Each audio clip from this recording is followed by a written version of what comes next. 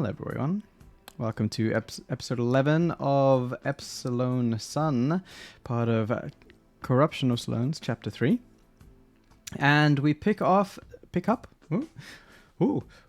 today, following a very spicy episode last week, where the party could have died. And we'll just get the summary here and now through. So, everyone, recoiling from that monstrous-looking cadaver with its chest cavity open and tiny fuzzy demon staring right back at you, you decide, instead of investigating whatever that may be, you turn your attentions to a curious lockbox found within the floorboards of the storeroom, and opening it with a small key found in the pocket of said cadaver. You find filled with a precious locket and a inscription within. Aurora decides to not keep the treasures of the dead and damned and casts it away onto the body of the cadaver. To which Nissa scoops up, says finders keepers, and pockets the pearl-inlaid locket. And so you decide to take a short rest to gather your thoughts. Nissa revealed that she had seen such a creature before a few years ago, which led to a lot of raised eyebrows. Who was this young tiefling from the slums, and why did she have experience with creatures that infested the chests of people? Who can say? Nevertheless, you set yourselves to explore the storage area. Specifically, an ominous ladder leading up into the darkness, to which Lokar takes it upon himself to investigate. And climbing up the long ladder, he is met with a blocked entrance with weight on top of a hatch. He attempts to try and open it, but due to some very clever foresight by the Goliath soldier, he manages to stop himself from falling down the long tunnel. And instead descends back down and investigates further the storage area, to which you find a magical sack filled with soil. And following the total emptying of the, 80 pounds of soil, you fill it with tools and equipment that you have scavenged throughout the mines. Karik hears a distant noise of seemingly breaking twigs in the distance, and also notices a tunnel behind the collapsed, I want to say tunnel again, but the stones that have fallen in. And there you are, dealing with equipment and inventory until you find enough courage to venture out once more into the mines. Karik spots a distant monstrosity as you venture around a corner, and thusly you set up a plan of cunning ambush. However, before you can do so, a wandering set of undead miners encounter upon you, and you do your best to hold them off, despite their reluctance to give in. Nevertheless, time takes its toll, and you dispatch the wanderers. You finish your plans of ropes and lures to ensure your escape is clear. Should a hasty exit need to happen, you plan to do the murdering of whatever large monstrous creature was seen in the distance by Karik. And so, you send the young Nissa out to draw his attention. And in doing so, you pull back, ready to face this new menace. Yet despite your intended plans, the large undead ogre crashes through the debris of the collapsed mine tunnel, and once again you fight for your lives. It's not long before all is silent once more. With the creature dispatched, you make your way to where it was feasting. And you find the mountain of bodies, of miners and guards, perhaps. After all is said and done, you do not find anything of worth, but you do discover that this mountain of people weren't just hauled there. They were coming out from a entrance of the lower floor. But for some reason were held in this room of algae until their doom. Realizing that you are wounded, weak, exhausted, you decide to return to the storage room once again to gather your strength and decide on a plan of sweeping the floor and resting once more before going down a level. And during this time, you learn that Karik's tribe is hunted for their shells. Shells worth tens of thousands of gold. And there we pick up. Once more in Epsilon Sun. What would you like to do?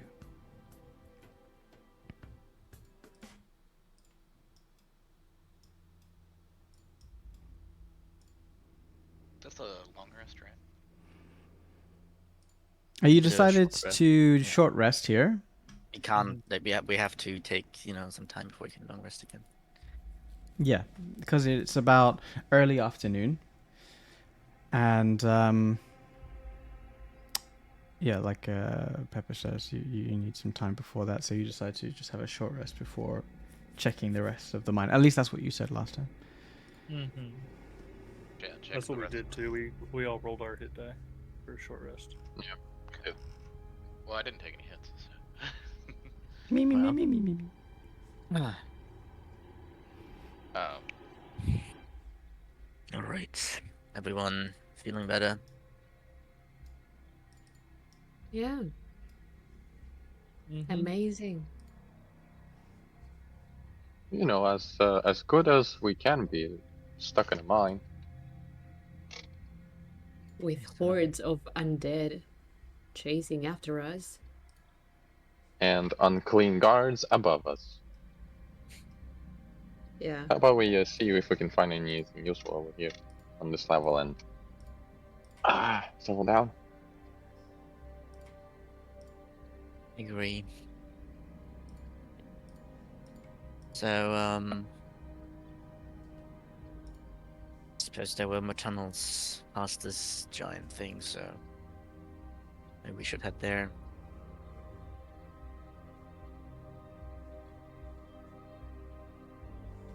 Sounds like a plan. Let me recast my light on go ahead, your go ahead. aura. Yeah, he just puts his light cantrip on the shield.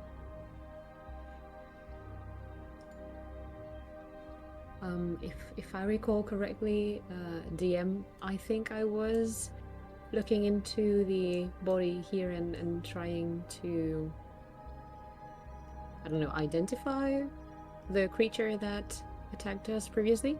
Mm-hmm. You've been away and come back since then. It's interesting how you basically started. You've missed a session, but then basically you are exactly where you started. No, I mean I watched the episode. I'm up to date. I know what happened. Great. I was carving this body like a turkey, if I remember. Yeah, you were poking around in correctly. its insides. Yep. So I just wanted to ask very quickly: is there anything, I don't know, of note that I find related to this creature? In what capacity are you trying to ascertain knowledge?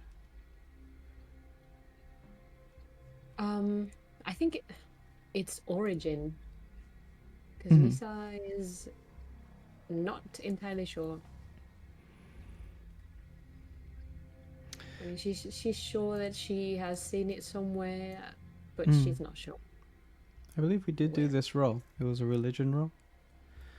Did we? Yeah, and that's how you know that you have seen it before. Okay. All right. So yeah. Yeah, those the little All right fuzzy then. blue That's thing, that's right? basically. Yeah, you remember seeing it within the The visions. the red crypt. Mm-hmm. Oh, okay. That's true. Mm. All right then. That's all. That's all. I'll just move along then. Okay.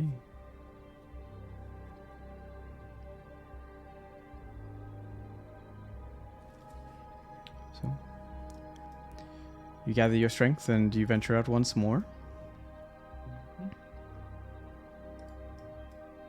I'll go behind Lugar. Couldn't find the door.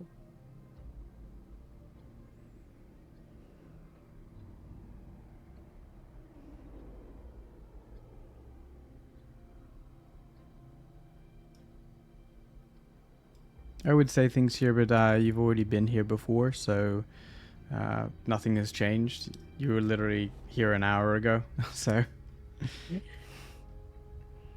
nothing new here. Sorry, chat. So, do we want to look into this collapsed tunnel below us, or? I mean, it might just lead back to the room we were just in. Relatively certain it just wraps back around, but if you see anything in there, we can dig a hole.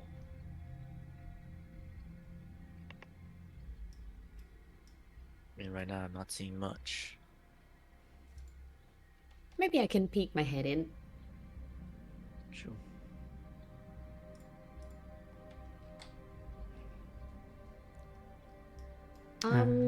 It's a dark tunnel. Yeah. I can't see much. It's just rock walls and nothing else. At The least. direction it's going.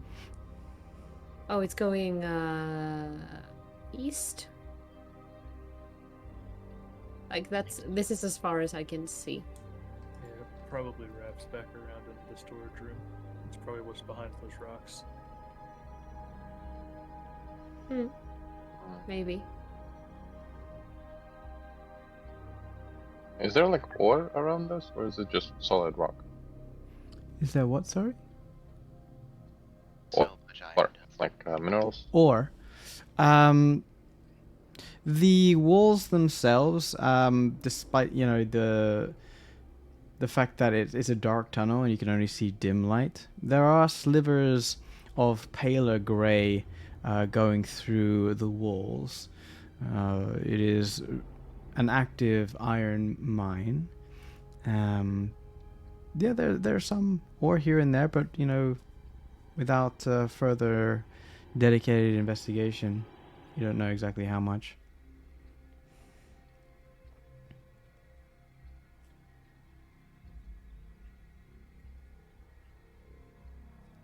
Okay, looks like this hole looks as bright as our future. Let us move on. Right. Are you sure there isn't anything else?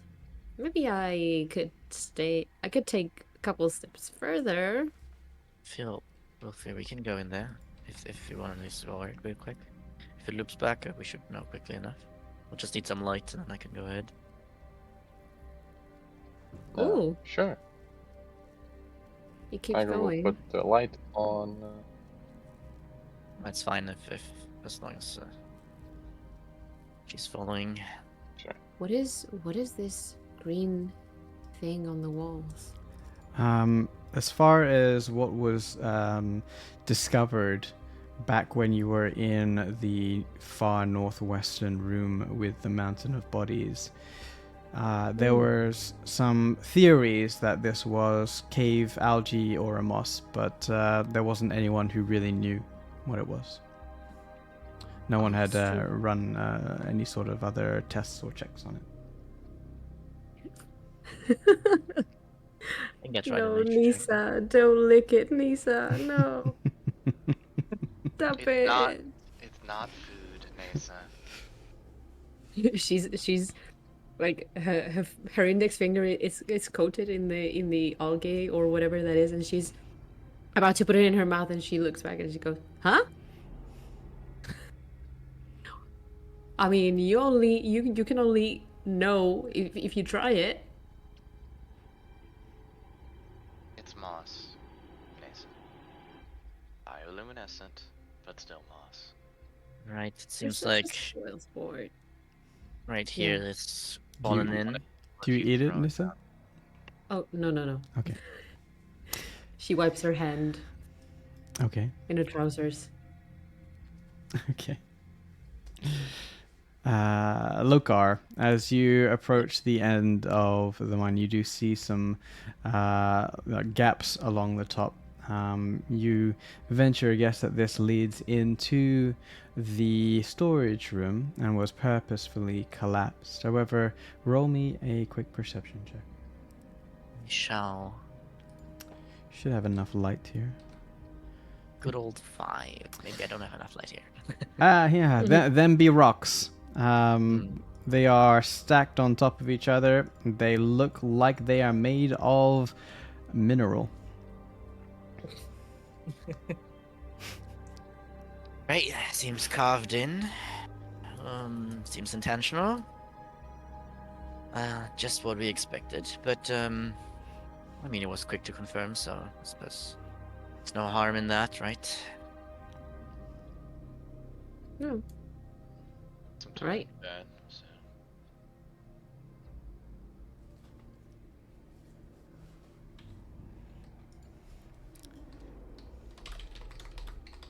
I kind of feel like I wasted everybody else's time. I'm sorry, guys. Right. Totally. We have some time to spend because I don't think we're gonna go down right now. So Yeah, I'm spent. Oh. Guys, these tunnels, like this one and the one that continues over here.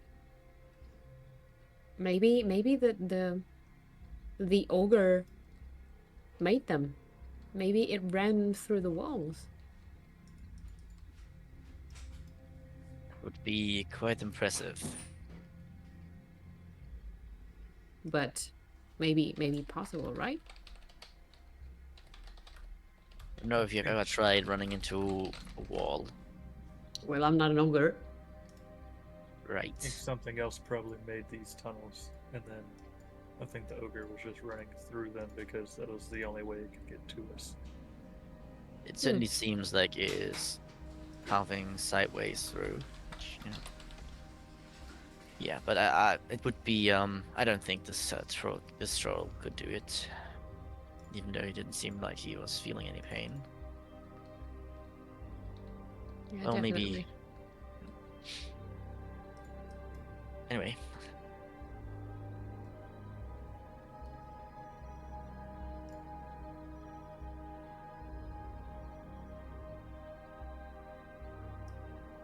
Come on, Mac.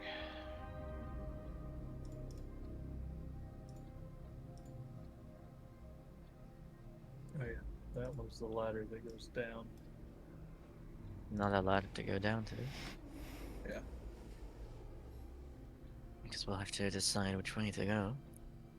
I only spent all the time digging up bodies.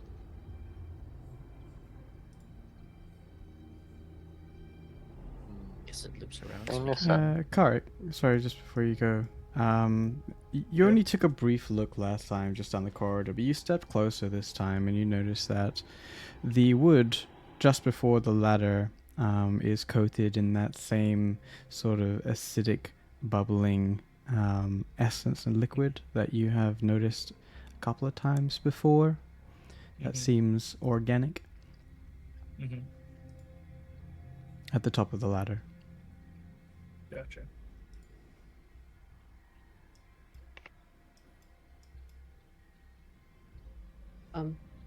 Meg, you were saying?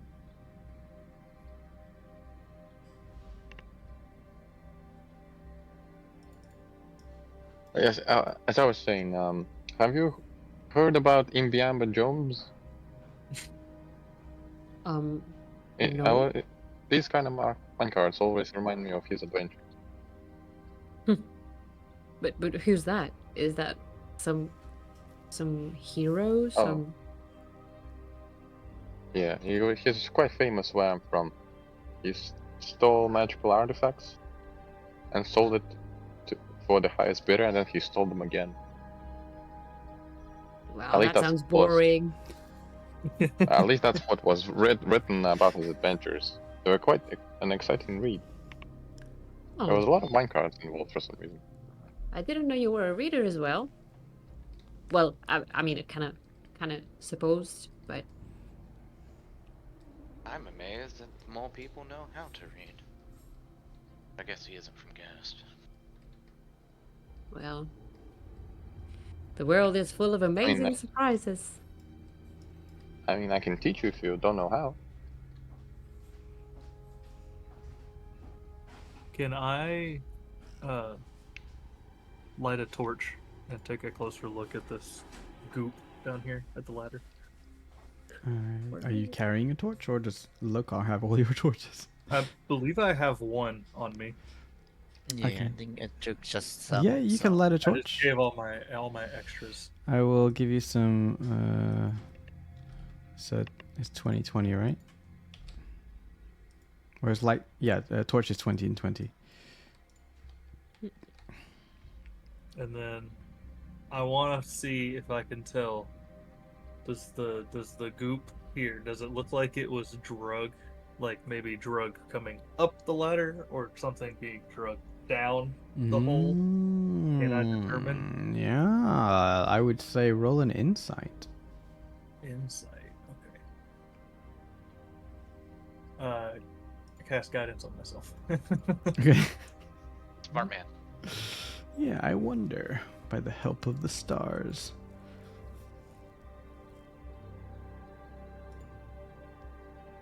Nice. 14. You can somewhat determine that the momentum in which this acidic stain, or goo as you put it, sort of originated as sort of a swipe from left to right, as if going down the ladder. Cool.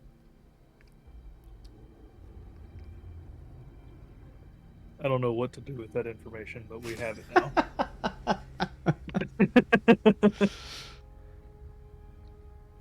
Big spooky creature that likes to melt things. Bottom of ladder.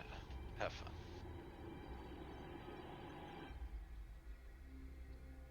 That's pretty much what I gathered from that. I think Well, I Lokar suppose I shouldn't have had this.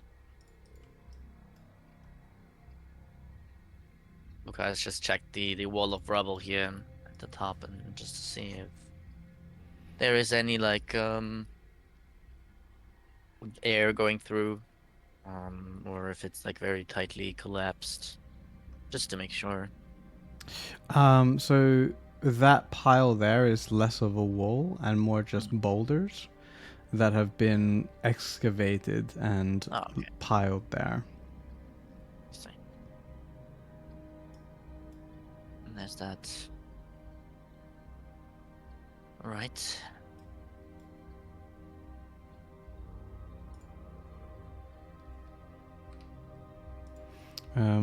As I guess Karik brings back the light and you walk past it, your passive perception does kick in, and you notice there is a small box sitting on top of the crates that they're marked as mining equipment, but the small box stands out different to you. Suppose I'll give it a look. Mm-hmm. It's a small brown box with a lid with a clasp that is unlocked on the front, made of just common wood with some iron bandings around it, as if it's a small chest of sorts. I shall open it.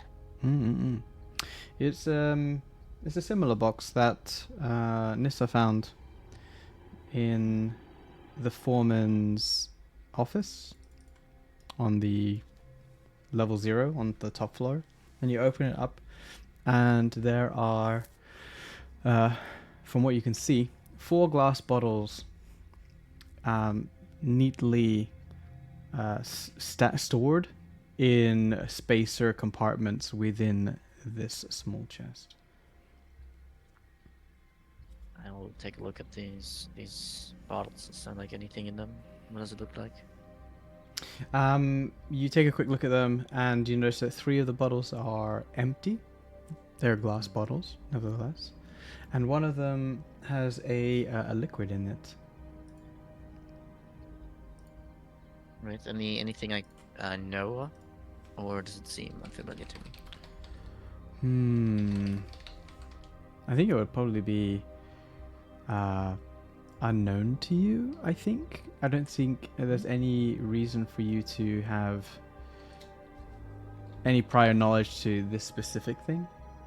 Right. I'll like show It's- it to Mag. Mm-hmm. It's a cloudy green liquid.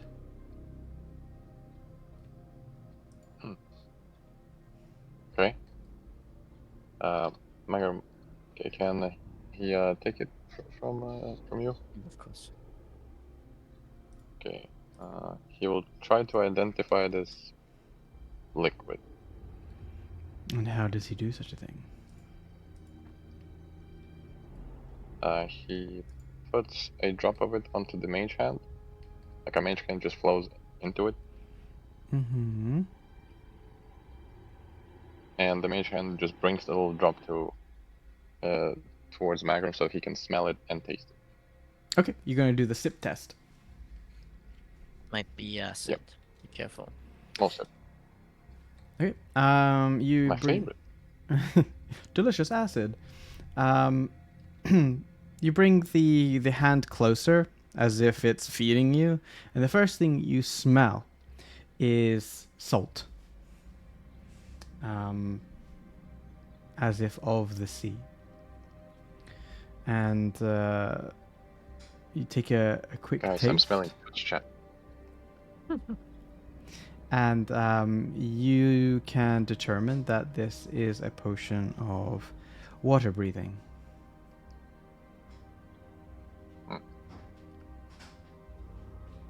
This is a potion for those that wish to spend their time underwater. A bit strange that it made its way down into a mine, but now we have it. Maybe there's some water here. Or maybe there was some water here.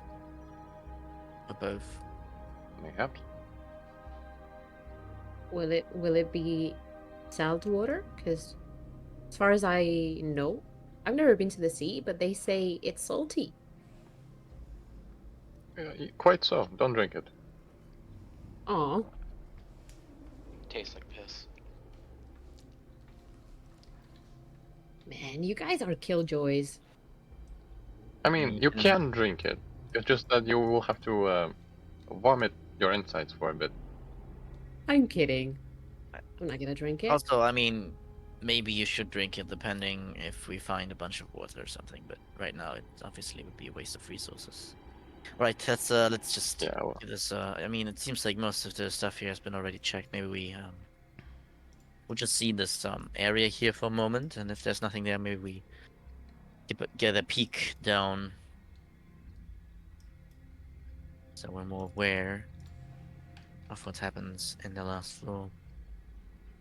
Yeah, it's inevitable, right? We do need to go down there. I just would like everyone to be at their best capacity. But we do have, I mean, we could try with the ogre head the same thing we did with the smaller heads to the guards. But it seems like they look for some sort of bug, so I don't think they'll take an ogre head, even though it's undead. Yeah, It's they better than probably nothing. Just assume we killed one of their guards and sent the head up to them. Because the ogre was a guard. We kill the beast. whatever it is.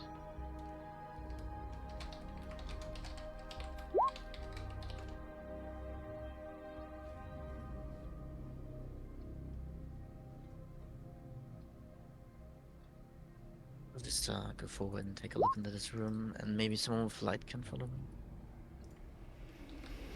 I don't have any light.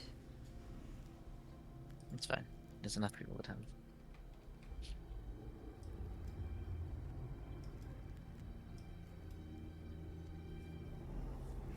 So it seems collapsed here. Just a pile of corpses. So I think if everyone's alright with it, I would at least take a look into where this tunnel leads. It seems to be an important place for a bunch of people. So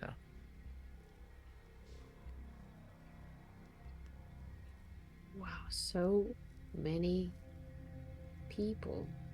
And slaves, aren't they? Most of them, yes. Were they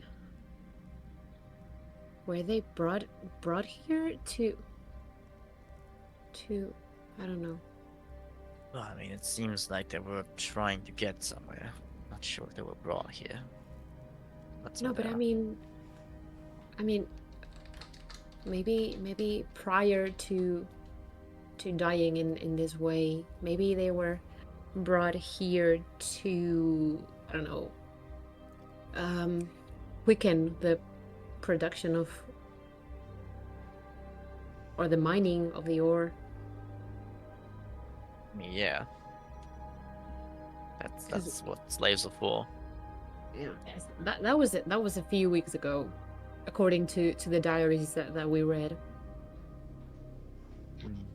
King Kalik has made it abundantly clear that the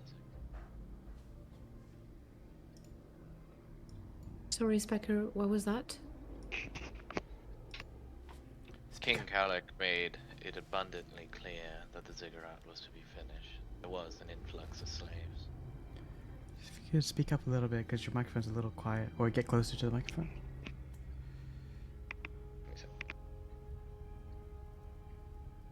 King Kalik made Mhm. it abundantly clear that there was to be completion to the ziggurat. There was an influx of slaves over the past couple of months, but Oh, so this is where they ended up. A ziggurat of dead bodies. I would call this more of a half a circle. Okay, I was going to check these walls. Are they like? Is it just moss that's on the walls, or is it like some ore that's like green? Make a perception check. Alright. I'll try. 6. Yeah, that's better than the 5. You're getting there. Yep. Slowly but surely. Them be walls. You can't make any heads or tails of whether or not this is like a certain type of ore. If it's mixed with the wool, it just is. Your personal trading about whether or not things on walls are of any consequence to you is very limited.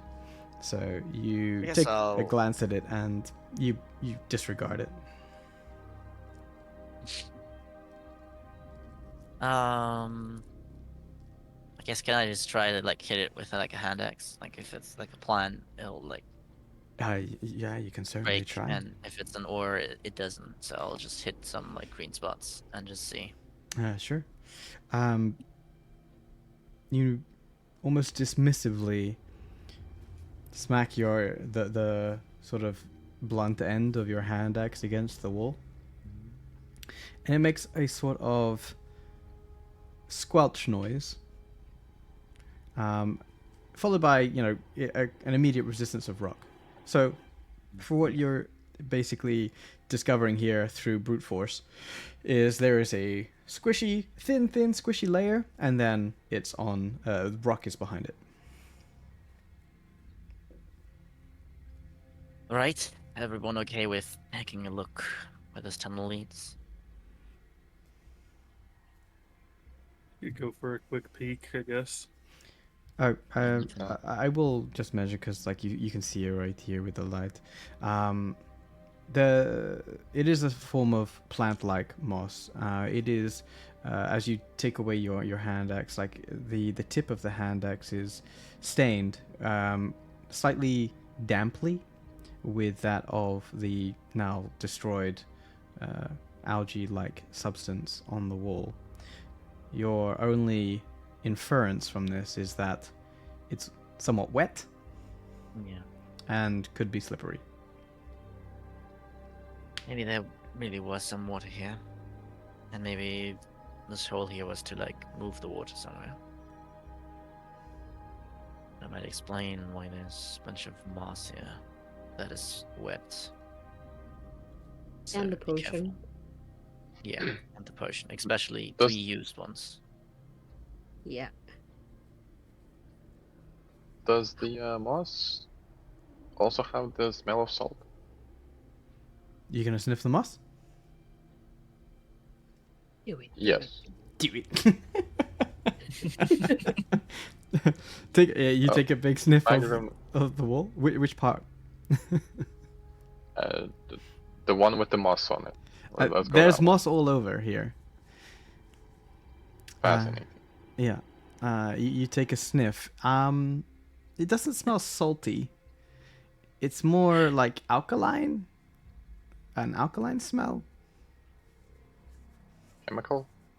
Not chemical, more organic.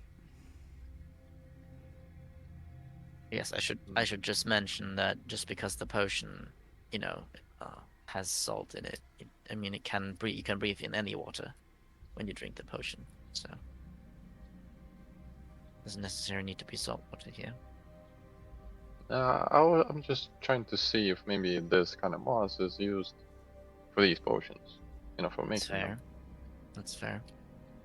Could also be a good explanation. Guys, You never know. I was just thinking maybe this whole area was filled with water, and some of these people took the potions before jumping into the water in an attempt to escape through the big gap over there, like swim away, maybe. I mean, I can look at the corpses. Are like the clothes damp or anything? Oh, yes. I'm Um, gonna have a look. the clothes aren't damp. Hmm. From like, well, put it this way. Based off of the information you've currently already learned, you know that whatever happened here happened a couple of weeks ago, Yeah. and any damp fabric would dry out over a couple of weeks. So Even the like only the thing that's okay. really causing any of this fabric to be even remotely, moist, is due to the pooling bloods that were created by the undead ogre. Whether or not they were damp before, there's no way for you can determine that. They're currently not moist with liquid at this point, other than blood. Right, I don't really care where these people died here, honestly. I just think we should take a look at where this path leads, if it's so desirable. Standing on the precipice there, Lokar, for a couple of minutes, something triggers your... Wait, do you have danger sense yet?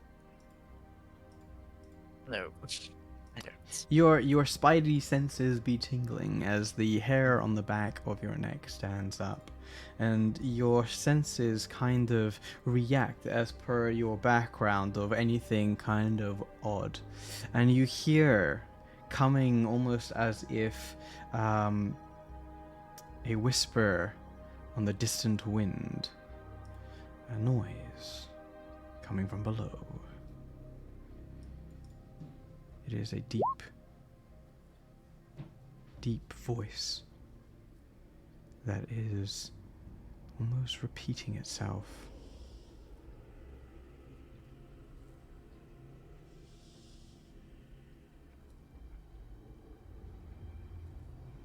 It is undetermined about what the voice is saying at this position.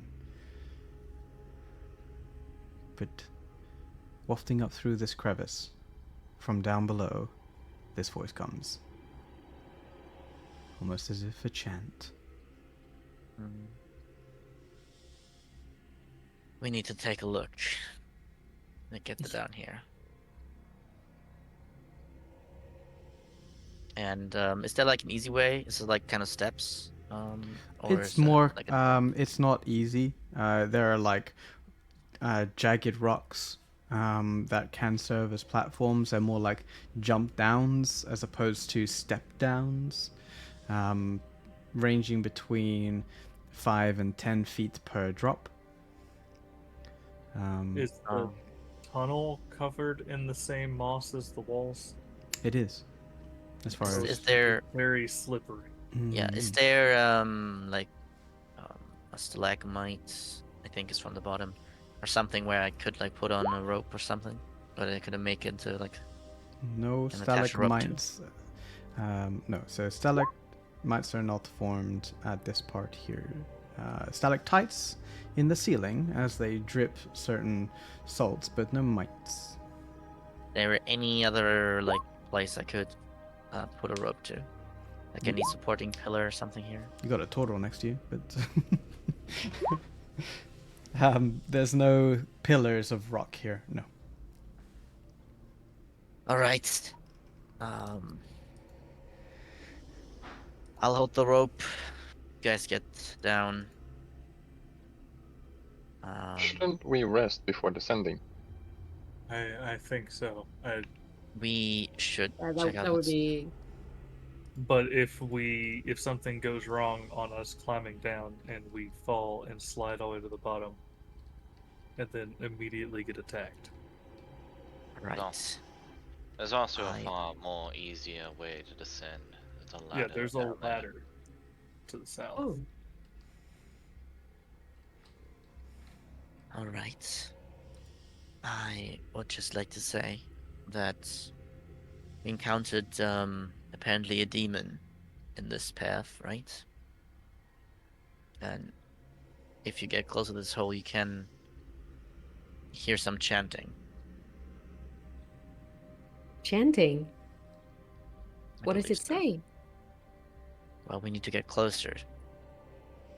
I don't think it's the best idea to rush in, but I feel like we should at least know our options before we decide to just sleep another night. How much rope do we have altogether? Left about 40 feet. As Can be, you begin looking at perhaps what 10 you have kilometers. left, the chanting stops. Fun. I'm sure Did it's only fun. I hear the chanting? Like, if does anyone else has? You're did the no only else one hear it? right at the edge there. It's like such a faint noise, but because you stood there for a while, the dice gods let it be known.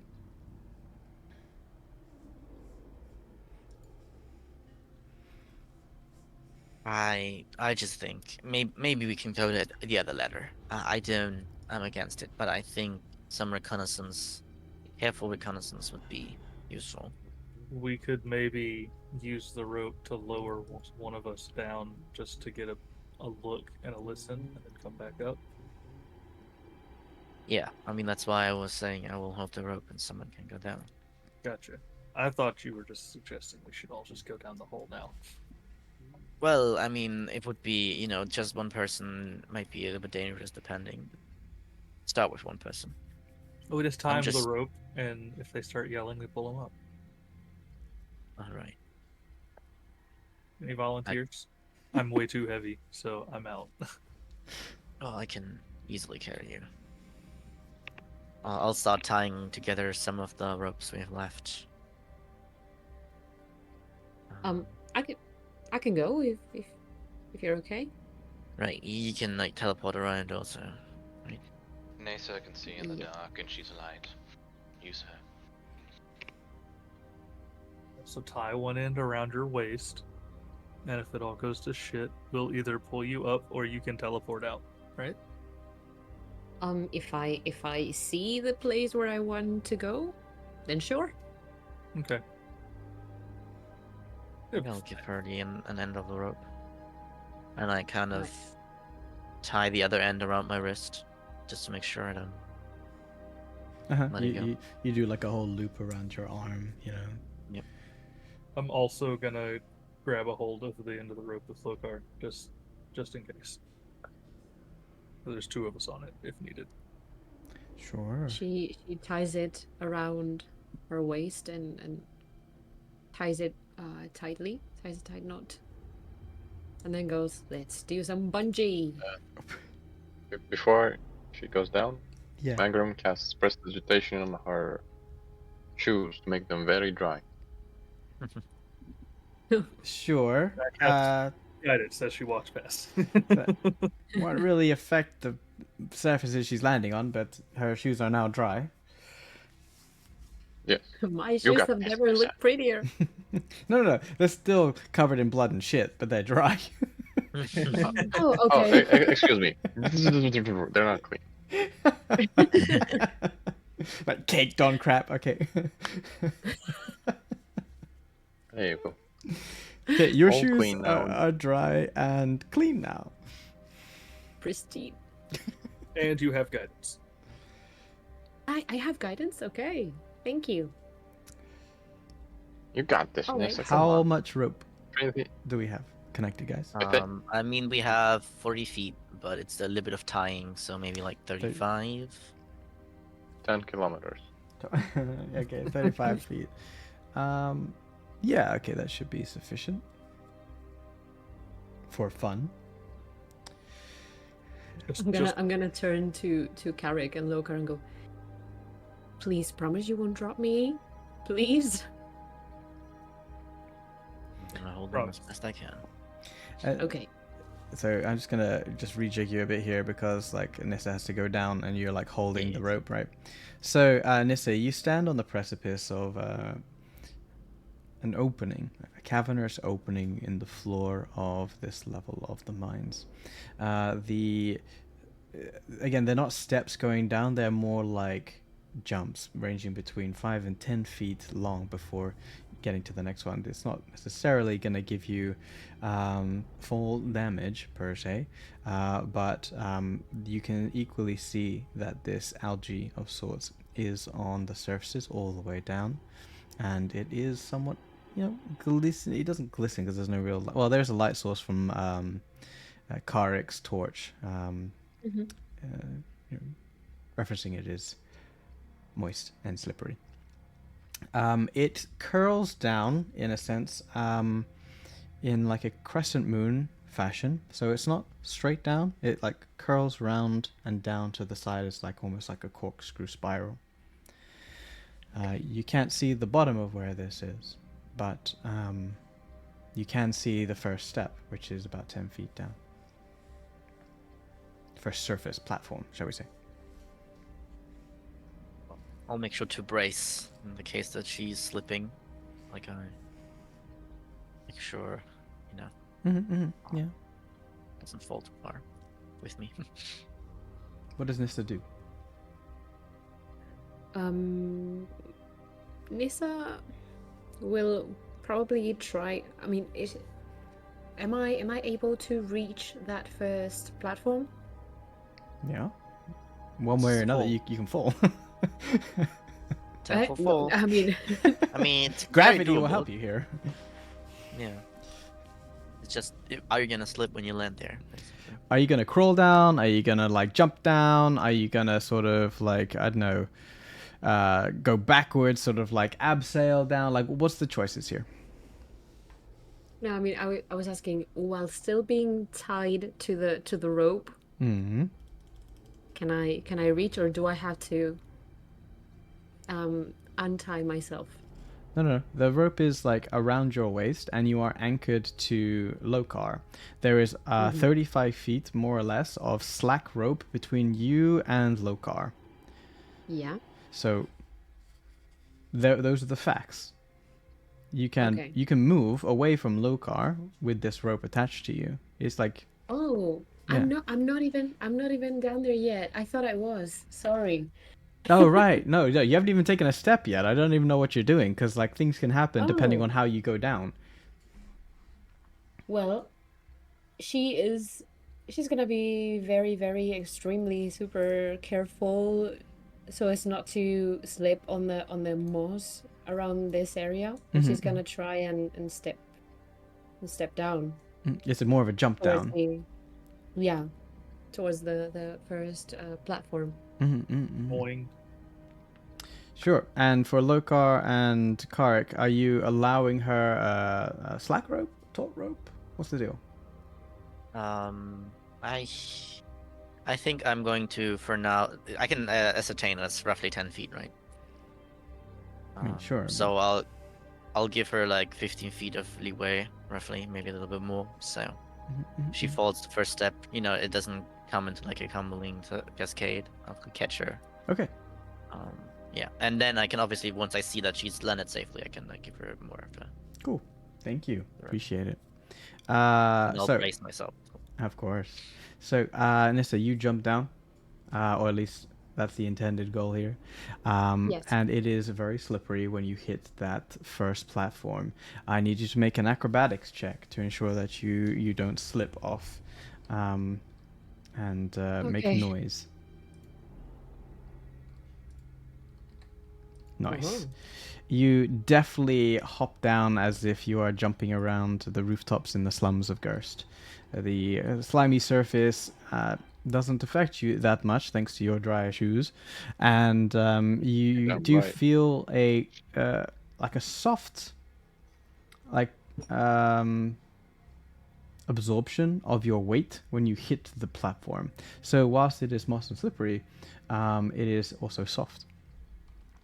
Your Ooh. landing on this platform makes it so you're gonna like boop. It does squelch, and your boots are now no longer dry, but they are wet. But the sound is muffled. Okay. I call up to the friends and go, I think there's water over here because the ground is wet. Quite so. From Right. moss. So you look as you land on this platform. There are a number of platforms that you have to hop down to get to like the base of this as it corkscrews down. So you can proceed to hop down. I'll just say, Yes. I'll give Summer slack rope, and I'll just say, all right, make sure to listen out for anything, and don't be too loud, okay? We can see, we can see you down there, so you don't need to let us know. Okay. All right. I'm gonna move to the next platform. Like as far as the rope will allow me to go. Yep. Cool. So I'm gonna move you as you're gonna descend further to the next floor. The voice, there was not there. Where are you, Pixel? Boop. As you descend to the sort of penultimate layer, you crouch down and look with your dark vision, and you can see a couple of creatures, a couple of undead miners working almost robotically, filling a mine cart, then unfilling it. You can see to the south some strange gelatinous creatures that are squelching around. But you are currently undetected due to the soft nature of the moss and the platform that you're standing on. But your rope is more or less at its end at this point. Sorry, my mouse just died, but Oops, sorry. can I can also clearly, well, somewhat clearly see the little creatures down south of me? Yeah, they're sort of like gelatinous sort of creatures. There are a couple of Oh. smaller ones, one larger one. They're sort of squidging around, moving very slowly. Yeah. Oh, I can't do anything with my mouse. Sorry, my mouse. Oh, you can't do it. Sorry, my bad. Let me just move you. Wait. You should have access to your token, but what what do you mean by your mouse doesn't work? The battery just died. Oh, okay. I'll just What change do it you? in a moment. Is there something that you want to look at? No. Like by what I can see from where I am, I can see that like the gelatinous cubes or yeah, that thingy, and the miners which haven't noticed me yet. But is there anything else? Can I still hear the voice or discern what it's saying? The voice stopped before you went down. Oh, okay.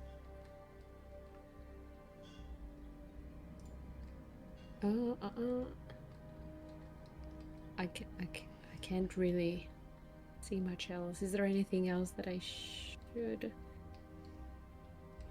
You see at the very bottom level, like just where the floor meets, the end of this platform staircase, if you will, reaches that of a very shallow pool of water.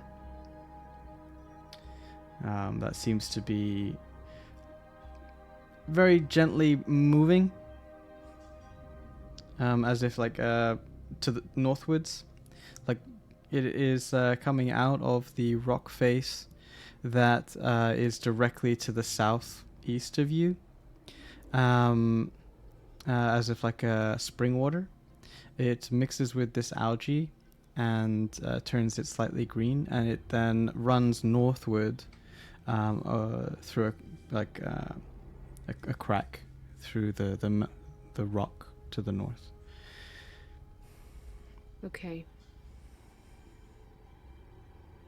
Can I tell from where I am if there's anything alive or remotely alive in the water? It's a very thin layer of water, so you No. can't see enough information to determine if there's anything alive in that water. But it's you can clearly in the dim light you can see that it's still transparent, and you can see the what is it called, the waterbed, like the bottom of the ground, through the like maybe 2 inches of water. All right. Okay. I'm gonna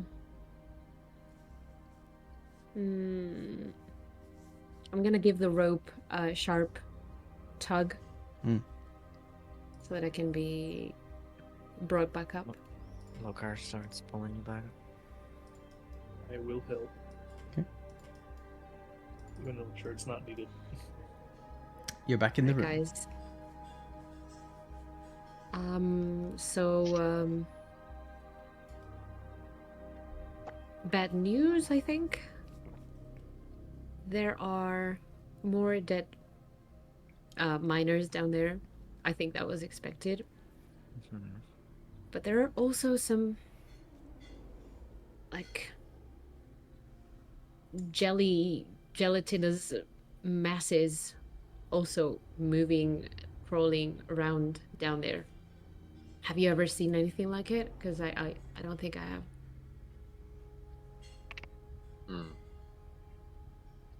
Sounds like an enchantment. An Those enchantment? kind of If- cubes are created. I have some They're not ideas. It might be a bit early to start talking about them. Anyway, I guess you didn't hear anything? No, voices. the chanting stopped before I went down, and there was also, I don't know, there was a mining cart, and the miners were using it to load it and unload it over and over again.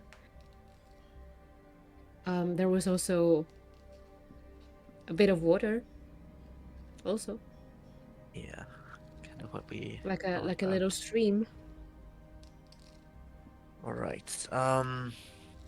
So there's a bunch of monsters that way. I guess we Yes. can weigh our other option and see if the ladder's any better. But I guess we do know already that there's some sort of these acid monsters down there. I think our safest bet maybe is the ladder that Carrick saw. Well, we only will know once we have carefully checked.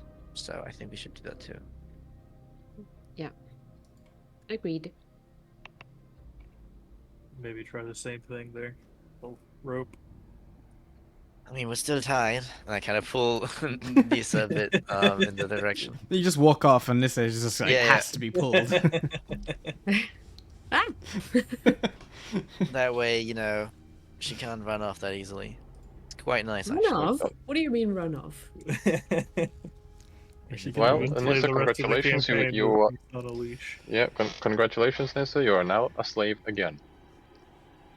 I'm gonna be nice though. a nicer Not slave treated master. for a slave. I feel like that looks even in that situation, it looks like one of those little children that go around with their parents, Uh-huh. Oh yeah, like a having them leash. like with the leash Little that is like a backpack backpack. leash. Yeah, Hmm. Yep, she's pretty like, much. oh, yay!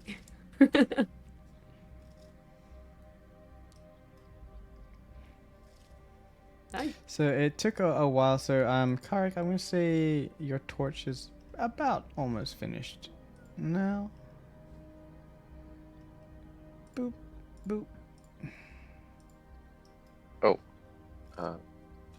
Want to light Hold on. another one, or do you want to trade places with me, Aurora? Since you've got light on you. I suppose you can look into the dark all day.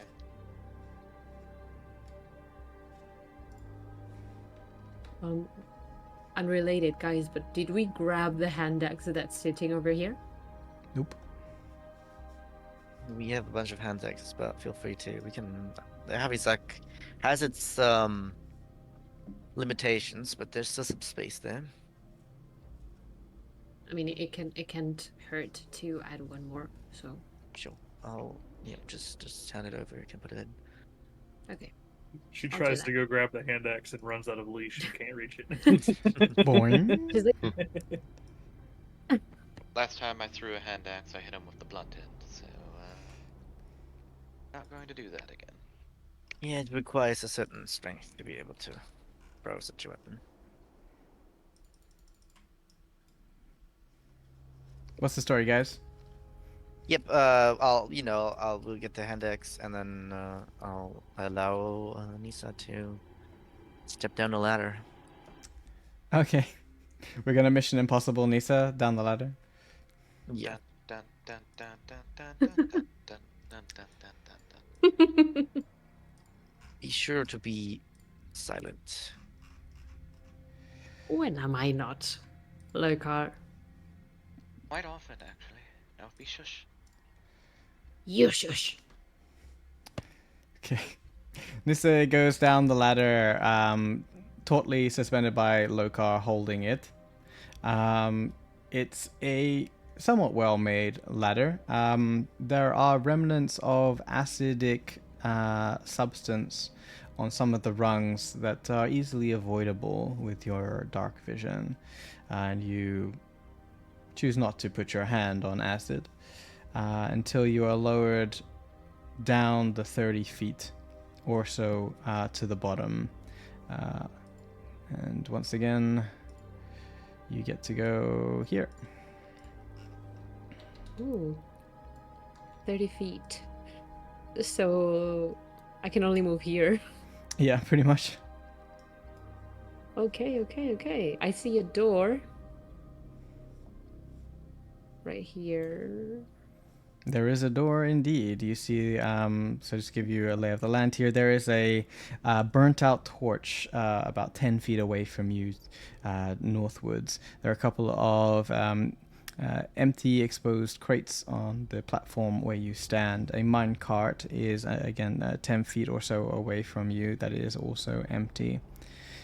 Your vision, I think your vision ends there. That's as much as you can see. No. No? Oh my god. I'm my incorrect. mouse.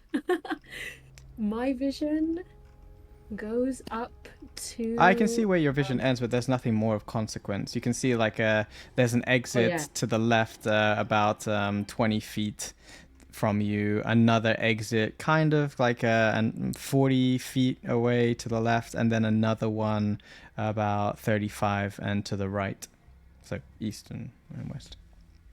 Yeah. But there's nothing of like movement or consequence that you can see from this position. Sorry. So nothing of importance. basically. I mean, nothing dangerous. Dangerous. The cavern in your dark vision is grey and colorless, obviously. So in terms of picking out specific things, you can't necessarily identify in the dim light. You can see, 60 feet in dim light, but well, you can see dim light because you have dark vision. But therein also lies, degraded perception. Yeah. I cannot point to them, but I see a couple of crates to my right. Can I check them?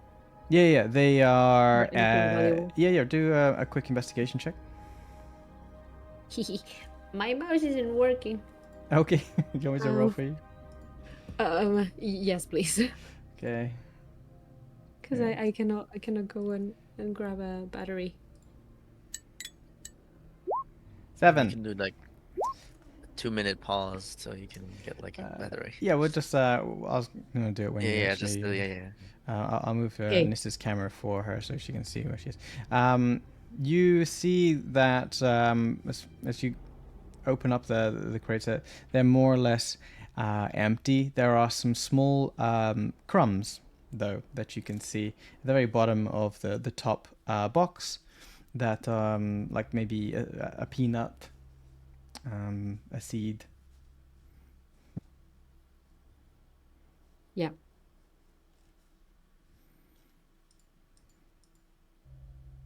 Anything else you want to do? No, nothing. I'll just go back up. All right. Putting you alright. back up. Hey, character. Yeah. What do you call a lesson on turtles? I don't know. A tutorial. Ah, I get it. It's a good one. Yeah. Got my batteries. Yay! I'm back in action. Nice. Yeah, you pulled up the ladder, climbed up the ladder, and you are now back on level 2. All right, guys. So, not much this time around. I saw a few not a few, just one mine cart rail. A few empty crates. A dead torch, but I did see a door. It was closed, so I didn't see what was inside, but I don't know if it's locked or not. It was just closed. Did you hear No. anything? No zombies, no nothing, nothing dangerous. Between that and the fact that it's not slippery all the way down, this was the safer way. I think so. I agree. I would even say we might take the last hour to altogether take a look, right? And we're still somewhat capable, and I'm sure If a giant monster there is, it's not gonna be in a room. Why not? Well, mostly because it's supposed to be big, I guess. Or because it's probably loud. I have a lot of endurance. I can keep going. It's our casters I'm worried about. Oh, I'm okay, I think.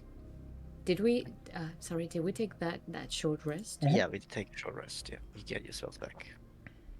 So I've got my spell slots and I've got everything. Yeah. So You do. yes. I I do mean, I thought for like a smaller scuffle, it'd still be fine. I mean, anything we can take out for the next day would be profitable for us, right? Not against it. I can. I should be okay. I just can't do any spells, any big spells. That's As long as it's alright. nothing big, I can handle myself. I mean, we always can run. There's no shame in that. And if it's big, it shouldn't get up the ladder. So It's fine. Me and Lokar can be in front. yeah, I'm going to untie my end of the rope and wait for Nisa Mhm. to do her side. Yeah. Unless you want to Nisa's stay going bound. Nah, thank you. Good. I'm not in that kind of situation. And he takes the rope and doesn't regard you at all and starts climbing down. All right. Is everyone going to follow? Yeah. Okay. A decision. What's the worst that could happen? Don't say that. Don't say that. No. A decision has Oh been no, made. he did. And we As can. he decided. We still have like an hour before we can sleep, you know? We can just run backward quick. Hopefully. DM question: Mm-hmm.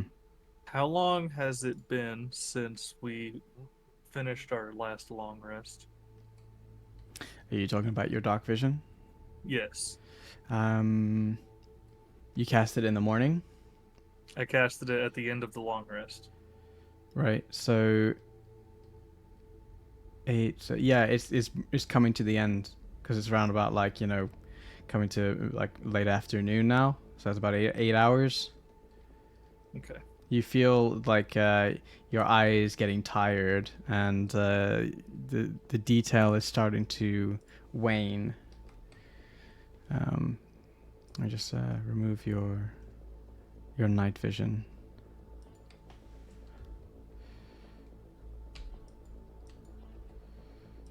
And There you go. I think at the that. bottom, I would start stealthing Okay. once I'm at the bottom. Roll stealth. We'll follow suit. 15. Everyone roll stealth. Yes. Oh no. Oh no. Oh yeah. Oh, Karik, you try and lower yourself down and bump into some boxes, and then you step away from the boxes. You're like, No. oh shh, and then you rotate around and you bump into Magram. Yeah, I was about to say because he also rolled low. I think he bumped into Kirik. Yeah, and you bump into each other. It's like, oh shh, shh, shh, shh, shh. Hey, our roll is still okay, you know? Yeah, Aurora's like, oh yeah, it's like, despite the fact. It's Lokar and Aurora just looking at each other, and then the rest of everybody else. Loka, you are aware of the fact that Aurora is still gleaming with bright light. Yeah, of course, but the sound can travel far. It's more of that. Yeah, for sure. You look back and forth, and you hold your breath to see if anything happened, anything changes. Nothing changes that you can hear. I'll kind of point Aurora to the door, since it seems like she can at least do the sneaking. And I'll just try to cover her back. I'll give the door a listen. Perception check. 21. You hear something inside. Some movements along wooden floorboards.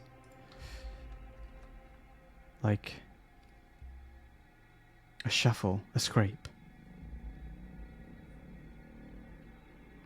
Something's inside. I'll give Lokar the signal for contact within. Then give the door handle a check. Yeah. Apparently opens wide open. You open, yeah. Unfortunately, D&D does not allow you to like open a roll 20. Sorry, doesn't allow you to like open a tiny bit. So you're gonna have to let me know if you're doing that. So you open the door basically. So this is your choice, and with your light just flooding in to this additional storeroom, the first thing that you notice are two small girls wearing dirty shifts like slave gear, with mouths covered in a sticky liquid, and they scream as you open the door. What do you do? Oh shit. Fuck, shut up! They try and back away from you and say, "Don't get me! Don't hurt me! Don't get me! Don't get me!" And they're screaming and like shielding themselves as if they're protecting themselves from imminent doom, causing quite a lot of a ruckus and kerfuffle. I'm gonna try and step in and hold my hands up in an appeasing gesture and go, "Shh, it's okay, it's okay, it's okay." Roll persuasion. I'll Okay. help by getting out of the vision. Of Let me open up. Oh yeah. For sure. Uh, They look at you like back and forth and like, are you one of them? Are you one of them? Are you one of them? Shut. No. Control yourself, child. Fuck. They clam up and like they like smush together as much as they possibly can, almost pushing themselves back underneath the workbench that they're in, and you can see in one of their hands is a jug, and Lokar, you can roll me a perception check as you look into the murky distance to see if anything actioned or triggered based off of that scream. Oh, dang! It's like the first one over 15. You do hear a noise, a shuffling of a couple of footsteps to the east. Contact to the east. Make sure there gets silence. Why We have don't we to all fight. just get, why don't we all just get in the room for now and deal with it with the door closed?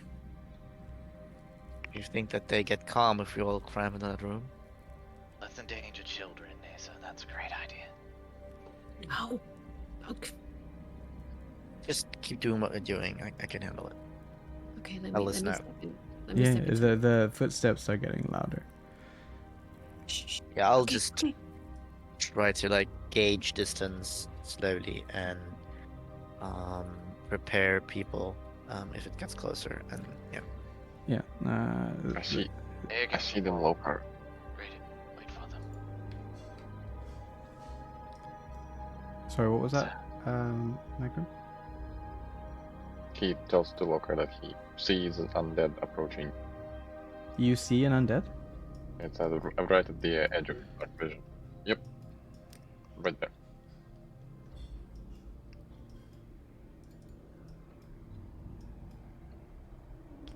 Okay. What are you guys doing? Aurora, Karik. I'll just ready an attack if something comes close. And it seems Ready in not action is friendly. only possible in initiative. Well, I'm trying to surprise something coming around the corner. You know what's coming around the corner? Hmm? So yeah, No, I but was I reading can- this up. Like ready in action is only possible within. Yeah, I understand your intent, I'm but- trying to set up a surprise, basically. Right. So I give first initiative when something comes around. That's basically what I'm trying to do. Fair. Okay. And Yeah, the idea is you that I'm prepare ready- yourself for what's prepare whatever's myself, yeah. happening. Yeah. Okay. Cool. Aurora, anything? I'm gonna step in behind Nasa and as she's trying to calm them, I am going to put finger up to lips. Be Uh-huh. quiet. You don't have a choice. We're here to help. They look left and right and like looking out the side of their eyes as they cower away. But seeing as you're not like immediately eating their faces, they look up to you with like tears in their eyes and hope almost twinkles through in their eyes from your light, and says, "Really, you're not one of them?" No, I'm here to kill all of them. Now stay down and stay in here. They clam up when you say that. I'm gonna quickly signal for the children to maybe get underneath one of these workbenches. Like They are take already shelter. kind of sheltered underneath, half sheltered underneath one of the workbenches. I mean, if I Okay. was to remove their token, it's like they're literally like this, like smushed up Yeah. next to each other. But I just want you to see both of the tokens. Okay. Got it. We'll be back in a minute. Don't leave. Don't make any noise. Stay there. I'll say It's getting closer, to- Lokar.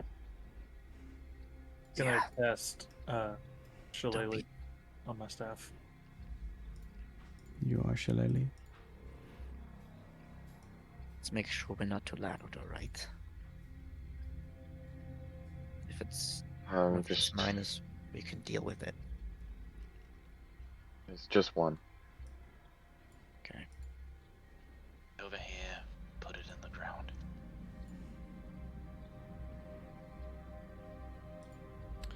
Okay.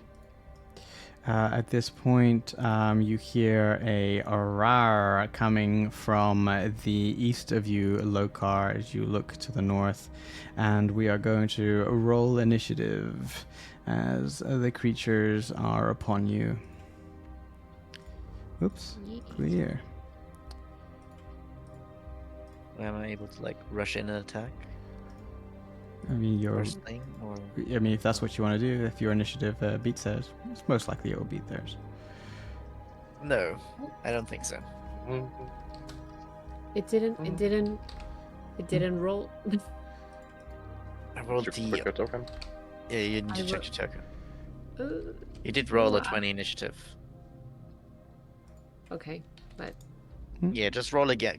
Select your token, roll initiative again, and then change your number to the.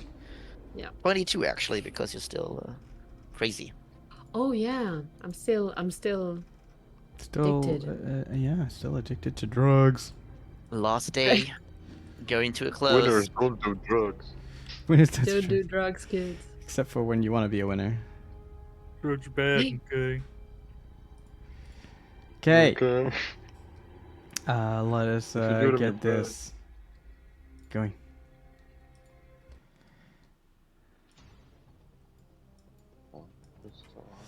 Nissa, what do you want to do? Oh, am I in the first? Yeah, you step Oh, out yeah, and you nice. are ready for action. I don't know if I'm far enough or close enough, but you know what I'm gonna do. I'm gonna Eldritch Blast Okay, the guy. which guy? To the north. The Okay, yes, cool, as well. cool. Roll it. Let's Kark, you're go. next. 12 is a hit. Hey. Oh. 9 points. Cool. Anything else? not bad. If I can move.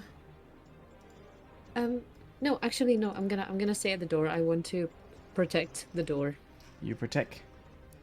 Yes, I'm gonna stay there. Okay, Kark. Alright, I'm gonna step to right here. Yes. Alright, and now I see that there's a guy over that way too. Let's see. It keeps clicking me. Pixel. I keep seeing a circle pop up. What is that?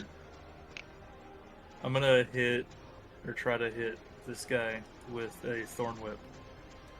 Okay, what's the range of his helmet? 30 feet? 60 feet. 60 feet? That's a mighty long, spiky thing. I have spell sniper. Fair enough. Oh! Okay. Okay! This spell sniped with Thorn Whip. Perfectly niche in every way. Okay, roll. It's an attack roll. Oh. 8 is just enough to latch on to these very, very slow-moving undead slaves. And you can pull them. Oh, sorry, I clicked the wrong thing. I meant to click the damage. Well, okay then. Yeah. 6 points of piercing damage wraps around the miner's arm, and you want to pull? Yes. 10 feet? It's 5 feet? 10 feet. It's 10 feet, right? It is 10 feet. Sorry. Okay. It is pulled forward. Anything else? Nah. I'm just gonna back into my spot where I was at. To get out of the Alright. way. Boop. Boop. Okay. This guy is going to attempt to attack the Lokar. Is a 5 to hit, and then this guy is going to continue. Wait, it was 6 points and then 9. What the hell? That much damage. Okay, this guy is going to do the same thing. Senor Lokar. He also misses. Aurora. Senor Loca. Senor Lokar. Well, before I step up, pendejo. I will superiority die to throw a dagger. And then You're gonna throw a dagger? Or are you gonna stab him with a dagger? superiority die before I step up to throw the dagger. Oh, okay. So a ranged attack. Okay. Yeah, for sure. It hits. Yeah. Add d6 to it because I use superiority die. And then short sword attack when I step up.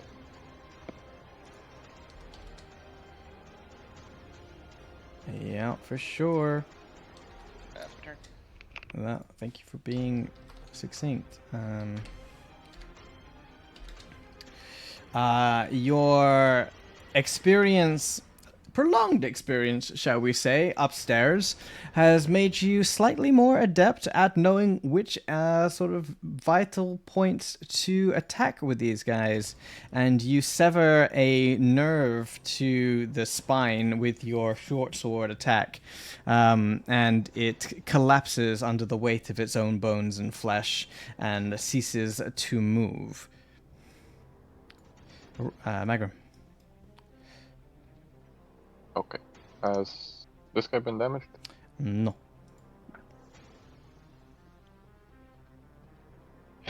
Por favor. Totally dead. Okay. What's with all the Spanish?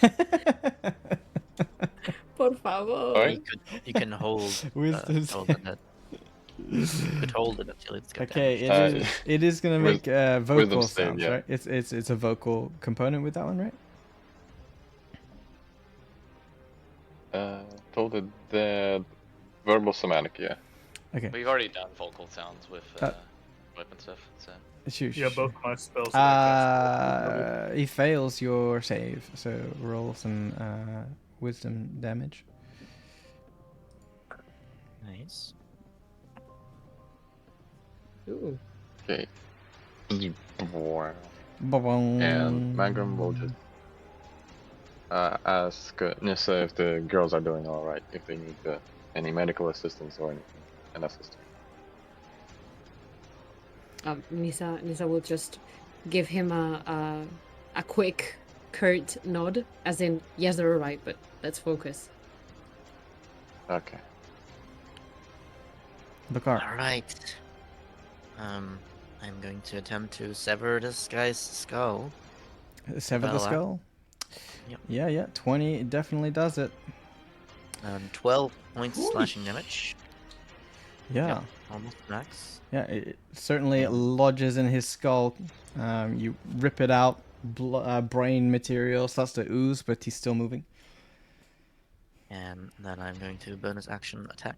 Okay, let's do it, sir. Yep, And for 4 points of bludgeoning damage. nice. Yeah, you dislocate his neck with your additional punch, but this one seems more heartier to not go down. He's just looking at you kind of sideways now. I guess I'm gonna block his way. Then go over here. Thank you, sir. Nissa. Nissa's just going to keep Eldritch blasting the guy. Okay. Let me Roll try. it. Let me roll. Yeah. So because he's kind of got a little bit I of mean, she cover could have with. moved. She could have moved, but she chose not to. Yes. She chose to stand by the door on purpose. So the Karuk will make it harder for you to hit, and unfortunately, you miss with this one. Eh.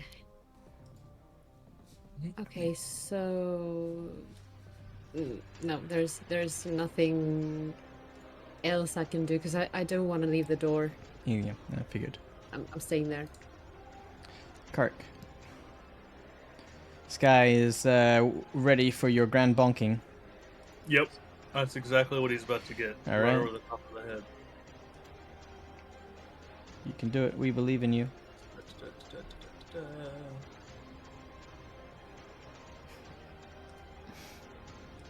Nine. Yeah, it's enough.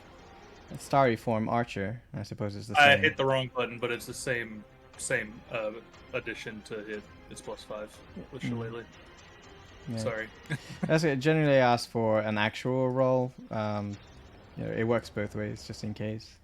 You could crit, so roll the I rolled actual. again. Roll the Shillelagh attack. Oh shit! That was a crit, all I right. was a crit. That was a crit. That was a crit. Was Yeah. a crit. Yeah, like maybe you're a little bit too like kind of distracted by the Eldritch Blast like shooting over your head, but yeah, you kind of like hit it on a part of his like fabric that just passes through. Yep. Yeah, that's all I got. All right. I'm just gonna back up over here. Sure. We're gonna have a 22 to hit Lokar. Isn't that an opportunity attack now if he goes back? He's kind of blocked where he Okay. is. I'm happy for not getting an opportunity attack. I'm just asking. Yeah, he's just gonna focus on you anyway, since you're right in front of him. You kicked his head to the side, Yep. so 22 to hit. So you're gonna get some damage. So 7 points of bludgeoning damage as he raises both hands above his head and slams it down onto your chest in a heavy blow. Actually, 0 points of damage. You like sort of like puff up your chest as these hands come down. You're like, I don't think so. No, I don't know if you have like your German accent Like, comes through. it's just, yeah. You're not getting through, yeah. And nine. 9. Nice. Your name is not on the list. And he doesn't get through at all. But he's dead. Aurora. I'm gonna kick my dagger out of the corpse I killed and like punt kick it into the other one. Okay. Lokar's a little in the way. I'm sure it'll be fine. I'm sure it'll be fine. Yeah. That is another superiority die. I'd say like you even just like boot it out of the corpse on the ground, and it just like up into between Lokar's legs and straight up into the zombie. Okay. Points. Damage. It is It is enough. It seems like Aurora's got the zombie slaying down, and shoots up, pierces under his jaw, and you can hear a firm clunk as the dagger rests firmly within his brainstem, and it also collapses.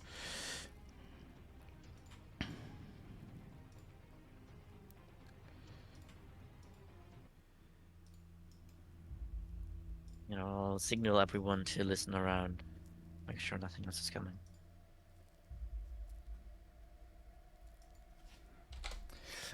Perception check. Recollect dagger from the brainstem. Got it. I would like to give this perception check this time. Yeah, I Okay. was about Oh. to, tell him Oh, that. me- Oh, me you or you Karek, immediately Oh, drop down and like, what's going on? Okay. Yeah, roll perception. Oh shit. Hey! Okay, you guys are super spooked or something. should everybody roll? If or- you want to roll, if you're listening out, because like you're waiting for the noise of the and the clunk and the squish and the I cast Soul of the Dead and the 9. The Yeah, I didn't say that. I need the stone's endurance to say I refuse. He's not quite the talker. He's not quite the talker. Yeah, okay. He's like Which is why no is such an accurate statement. no. Oh, Okay. goodbye. Nope. Okay, Nissa, anyone else? Magrum, are you listening or you're just like, whatever? No, Magrum would go check in on the girls. See if they're- And this is kind of in the way on purpose. She did state that she's right in front of the door. So it's whether or not Nissa lets you through. But, okay. This begins with the frontliners. Aurora and Karik. There are almost, for Aurora, your senses are on edge. You have delved down to the 3rd layer of this mine with creatures around every corner. Getting tired of this shit. But there is still movement. There's movement to the north. There's movement coming from the tunnel to the southwest of you. Almost like a noise. And you hear a groaning, not that of a humanoid kind of groan noise, but that of the groan of a shifting house. The wood, the movements of you know that sound of like a kind of noise. Karik, you hear that squelching noise a moment later, back to the west of you. You're aware of another creature far to the north that seems to be preoccupied with picking up rocks, and as far as we are right now, your distance is enough to remain still non-distracting. But you don't hear that sort of shifting noise that Aurora did.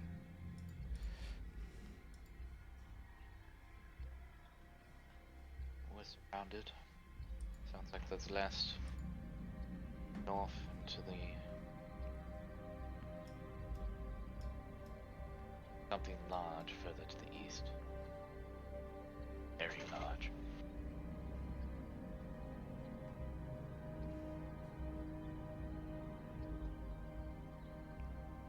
Anything coming towards us right now? No, the echoes are steady.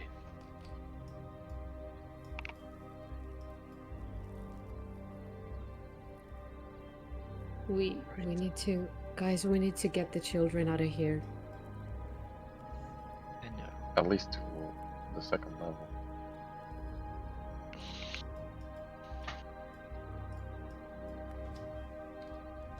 Come on.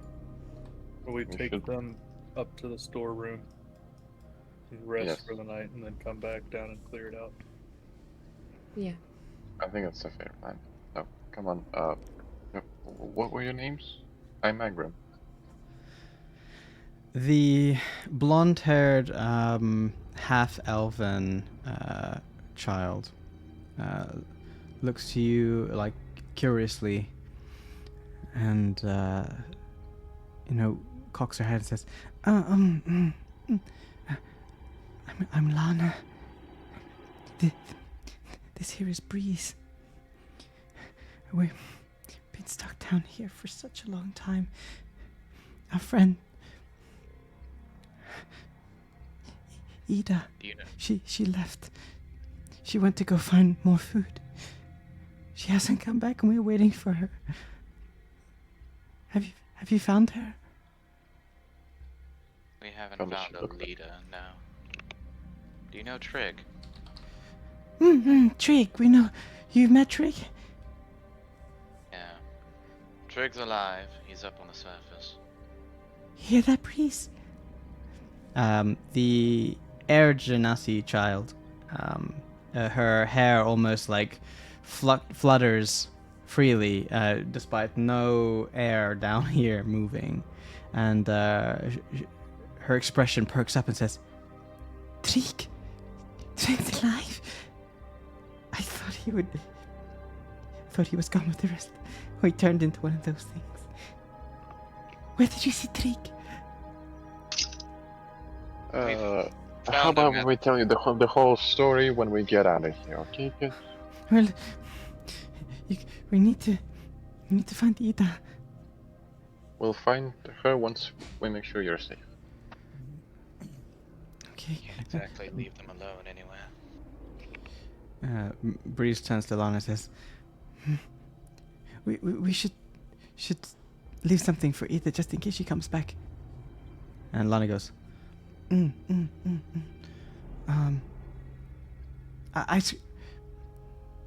I'll scratch. Pull out, Mm-hmm. I'll pull out some rations and throw them on the floor. Yeah, they like you throw them on the floor in front of them. He just like take it. She grabs the. They sort of like scramble on the floor like rats and sort of like grab the nuts. Leave some for your friend. We have to head back for now.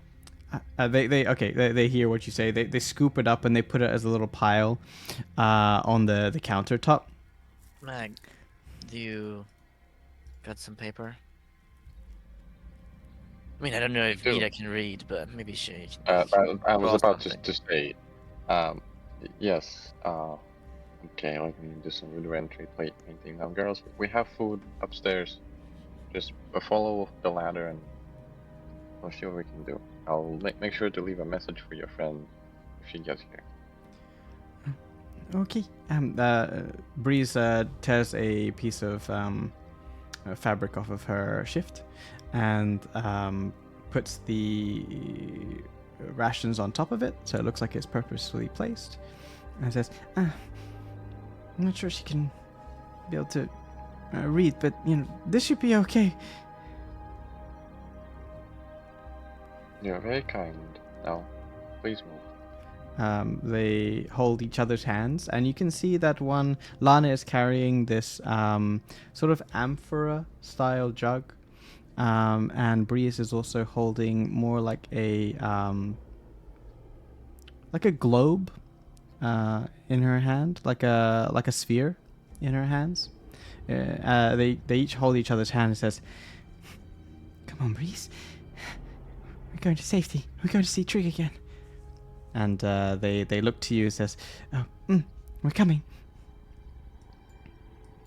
And they begin to move together. I'll say over to Nissa.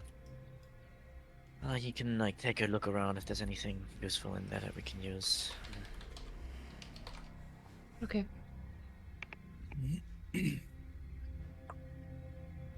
Oh, sorry. Macron will make a crude drawing as like a map to show that there's a safe house if you go up ladder into storeroom. Mm-hmm. And around the storeroom room, he'll also draw little hearts. Okay. You know, just to get the idea to the little girl that place is safe. Okay. You draw a little doodle, which I can't wait for Nissa's doodle, or Pixel's doodle, of like what Macron draws. And I guess, look, are you leading them up? Yeah. I'm having. And I'll make sure. I guess. I'll light a torch just for that. I guess. I'll make sure that they see the problematic like asset spaces and stuff. So. Okay. Is anyone else doing things on level 3? I was having a quick rummage through the room that the kids were in, Mm-mm-mm. just looking for anything useful because I see a few. I see few things I dynamite. Ignore Yeah. the dynamite.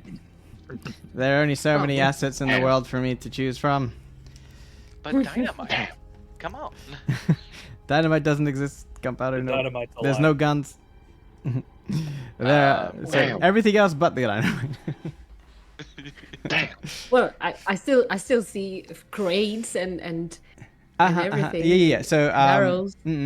So you do see actually investigation. Quick Okay. There we go. look. Oh, shame.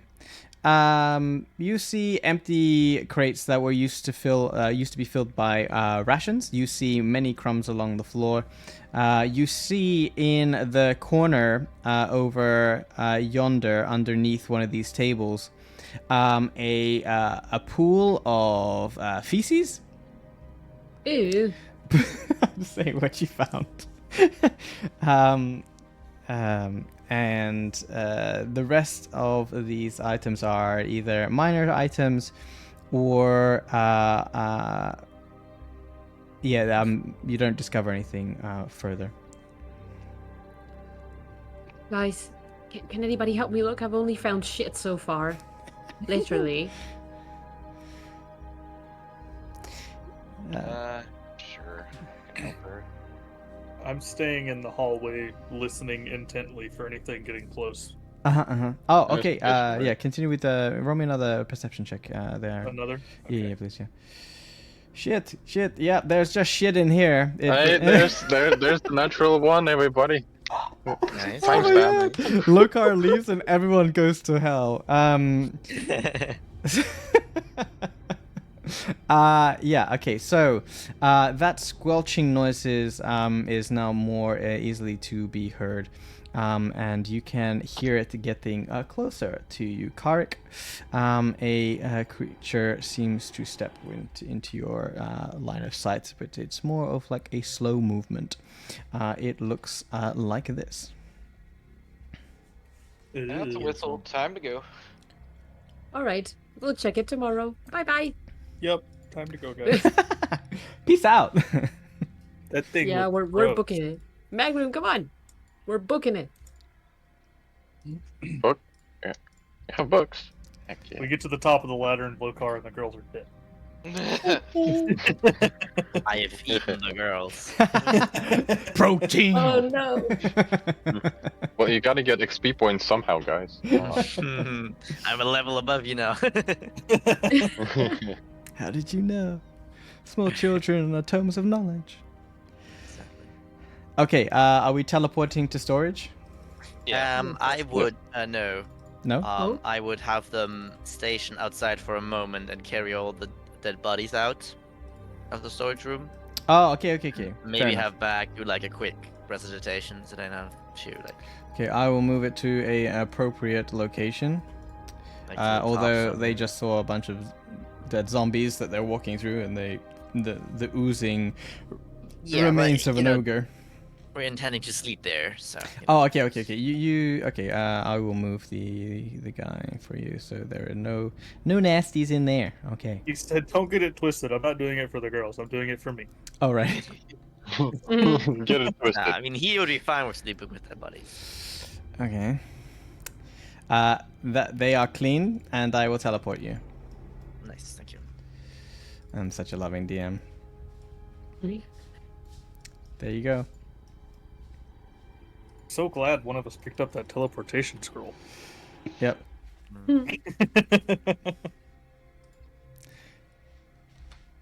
Cool. You return to the storage in tow with the two young girls, each carrying the two items that I mentioned before.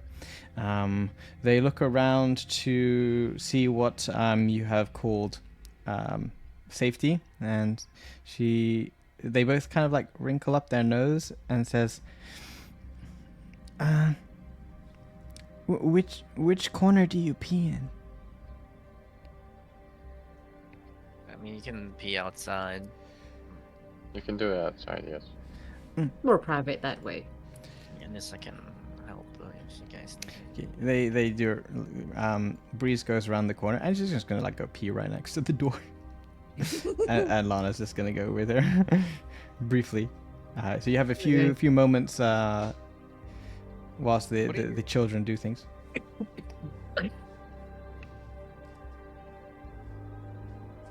It's just super quiet. They're marking, and there's they're only marking a their sound of territory, guys. This is fine. Mag, stop. What? All right. What do we Animals do? do it I all the mean, time. I guess Well, this floor should be safe, but I mean, we could try to get them up the elevator. No. Yeah. The guards take them, but no. Oh, we can just keep them here. maybe- An option. Or maybe Carrick, I don't know, Carrick could turn into something that would be able to carry them up. No, it's a long way. Yeah, I don't know about that one. Yeah. It's a long way. No. At least they don't seem to have that much courage, so hopefully they will just stay here if we say that they should stay here. So Don't know if staying here is necessarily the greatest idea ever. What do you two have? What are those? Oh, well, Ida found this down there. Lana holds up the jug. We've managed to survive on it for a while, but it's getting a little icky. And Who's that? she holds up a strange, curious-looking jug.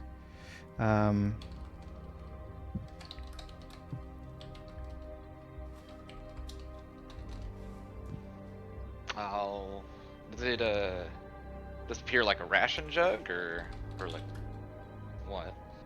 Yeah. 1 second, just getting the description. Ah, okay. It's ceramic, just like an amphora, like like a Greek amphora, which is like it looks like it would hold like wine or such. It is round at the top and then narrow at the base with a simple pattern going over the top and the bottom. There are a couple of corks actually, not just in the top. There are corks around the sides as well. They have different colors on them.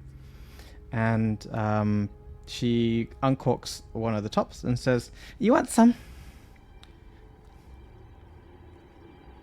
Sure. Let me hold on. look at it a bit first, okay? Yeah, you can look at it. Okay, what's the name? What's the name of it? Magrum is like holding his head. I've read about this artifact. They're quite common. Oh, do enlighten me with your infinite knowledge, Mag. My knowledge is not infinite. Not yet. Jug of alchemy, I believe, or something similar. You open one cork, either wine fills out, acid, water, mayonnaise, some other stuff as well. Quite a useful tool. The honey's the best one, Lana says.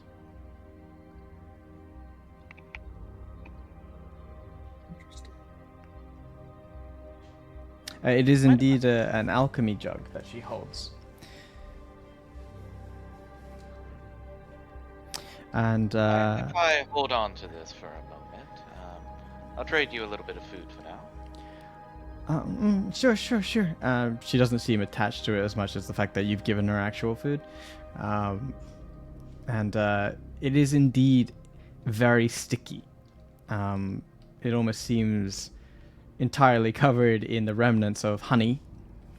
And Breeze just holds up to you. It looks like a glass orb.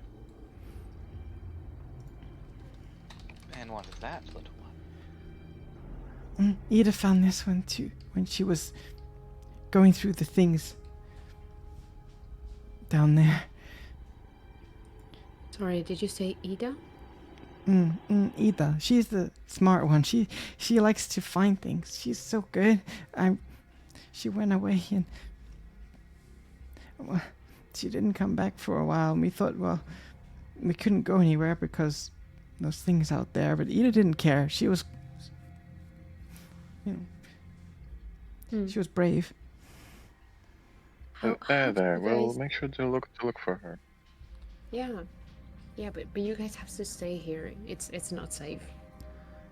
She gave me this, and if we were to be, attacked by those things, she told me I could say a word, and this thing will turn into bright light, and we could get away. I can ritual cast Identify on it, I believe. Do you have the components for identify?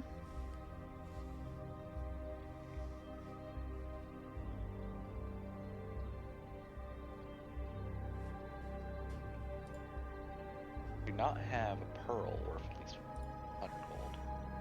Or do I mean, you? the pendant could be Oh. with a locket Good. pendant. Alpha. So, and I have it. Yeah. If we have the pearl, Kara, can you turn into an owl and I pluck you? Oh my god. I did not see that coming. I cannot. wait. Excuse me, Mr. Druid, Well, can I pluck you? I feel like this is a very special kind of moment over here. That's like asking him to turn into a cow and asking to milk him. It's I a was fish. about to Oh, say no. that. It is efficient. I'm gonna go ahead and give her the locket. Okay, you give Aurora the locket. Yeah. Cool. I'm just gonna look at Nasa as I'm relatively certain I threw this away. Nisa's just gonna shrug and go, eh. And girls, what was the command word for activating such an orb? Do you remember? God, now I need to generate a random word. Hold on. Maybe try not to activate it.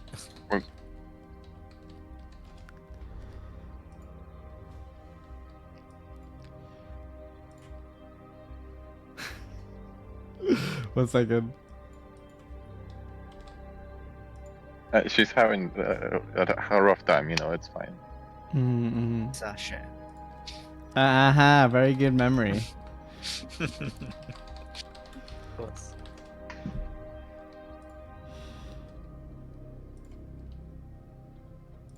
It sounds like a drift globe to me, but could be anything. I think it's like I forgot the name of it. It's like something gem, blinding gem or something. Or that. You can like use a gem of brightness. That's what I bring you. Yeah, I mean, the word is irrelevant, really. It's just a command word, so you can choose whatever you want it to be, really. But this is a relatively... it's an uncommon item, but it's not unknown. I think, Magrum, you would have probably seen one of these before, as they're relatively uncommon. Over in... where the hell are you from? The scythe? Within hold on, I'll just bring it up. Oh, within Blisshelm. So within within the Academy of Blisshelm, you would have seen people moving around with these, and you will know this is a drift globe. Heck yeah, I was right. It was a drift globe. Nice. Okay. These are useful for looking in the dark, and letting the... Okay, good. Drift globe.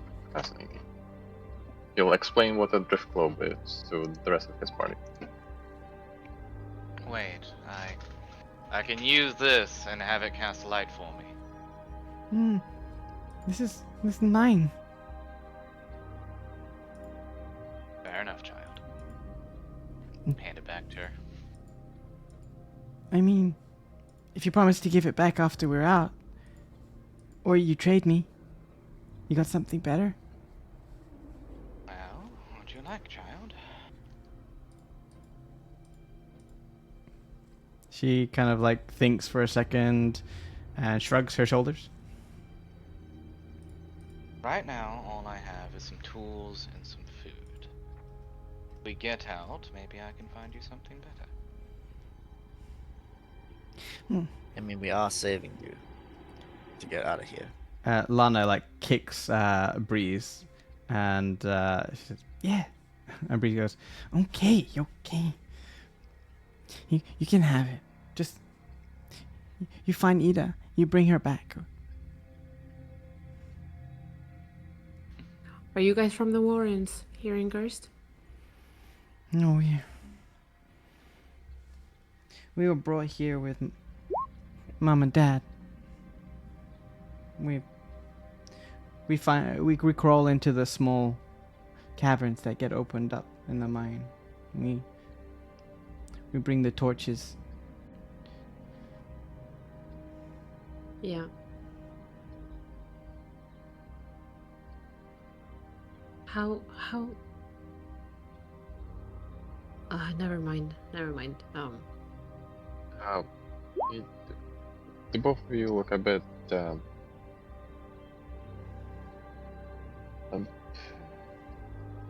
dirty. Please stand still. Oh, they smell absolutely atrocious. Yes, They smell of like, dry feces and urine, dirt, sweat, it's all bad. Their clothes are soiled, but they seem to have already gotten used to that smell and they don't pay any notice. Right. What's the favorite smell that you girls have? As he'll begin casting prestidigitation, I believe, for the next 10 minutes. I like raisins. Okay, you can smell of raisins. I'd have a bar of raisins here. Sure. She grabs the raisins. For real? For serious? Eat up, child. She grabs them and puts a big smile on her face and says, "Thank you. What's your name, lady?" I am Aurora of the House of Eterin. I'm Breeze. This is Lana. We're from here. Yes, I consider Gerst my home too. I hope you find Ida. Thank you. And they sort of scurry away and begin dividing out the raisins. My honor, child. I hope I do.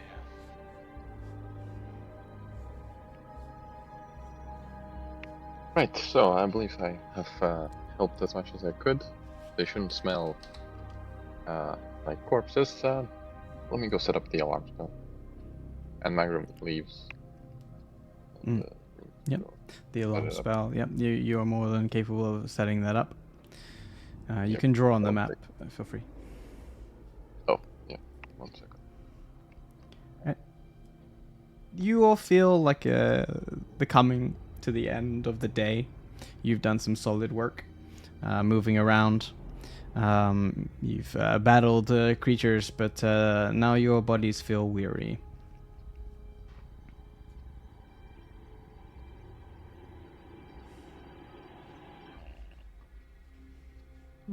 I'm gonna sit down on the ground and cast thaumaturgy to create the sound of well, we don't get that many, but the sound of rainfall, which is Mhm. calming and soft. Okay. Just to get Uh, everybody's minds of everything. yeah. It's like received from Lana like a oh nice, and then Breeze r-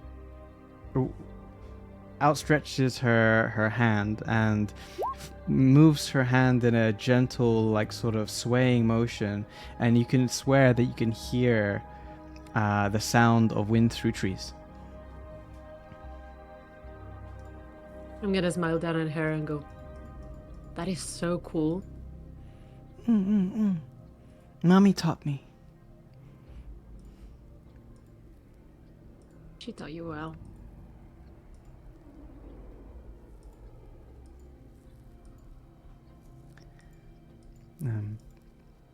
Where did you learn yours? Did your mommy teach you too? Oh, no, not really. I got them from a friend. Do you like this friend? I love my mommy. I hope she's still I'm here sure you do. somewhere. Well, we will try to look for her once we are all a bit more rested. But I'm sure she'll be around somewhere. And well, even if she's not, life has to go on, you know? You got your friend with you. Yeah, you catch her in like an existential thought, but then you mention Lana. She goes, Lana's been with me from the start. We're bestest. And you gotta stay together. Because as long as you're together, everything's gonna be alright, you know? So I Right, want yeah. to help someone to look out. Family is the most important thing in the world. Sorry, what? Family is the most important thing in the world. On that, I agree. Family. Look, Sorry, let me guys. see those empty glasses. I think I figured out the jug. He pulls them up. 3 empty glasses for you. I'll get one thing. I think I can get one thing of poison and one thing of acid out of it, if I'm reading it right. Yeah, it Okay. doesn't require attunement. It's just like, you can do it by trial and error almost, like to pull the cork out. Oh, what's this one? Oh, it's freaking vinegar. What's this one? Oh, it's beer. You take a quick swig. Yeah, this one's poison. This one's acid. And you learn the corks relatively quickly. You feel like, as you pour some wine from it into one of the globules, you realize that, hey, you haven't had a drink for a fair long time. And you realize that these kids have survived basically on liquid, more or less, since they've been down here. And that's why it's so sticky with honey. But nevertheless, you get an understanding of how to use an alchemy jug, and you can have that in your inventory now.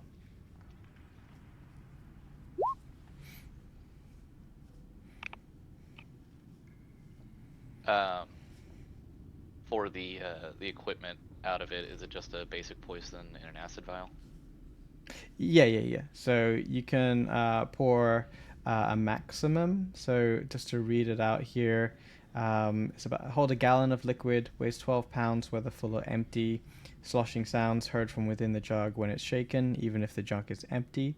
You can use an action and name one liquid from the table, which is like acid, poison, beer, honey, mayonnaise, oil, vinegar, water fresh, water salt, and wine.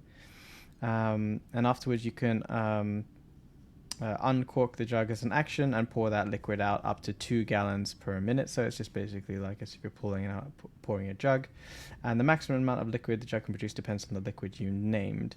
Once the jug starts pouring that liquid, it cannot produce a different one or more of one that has reached its maximum until the next dawn.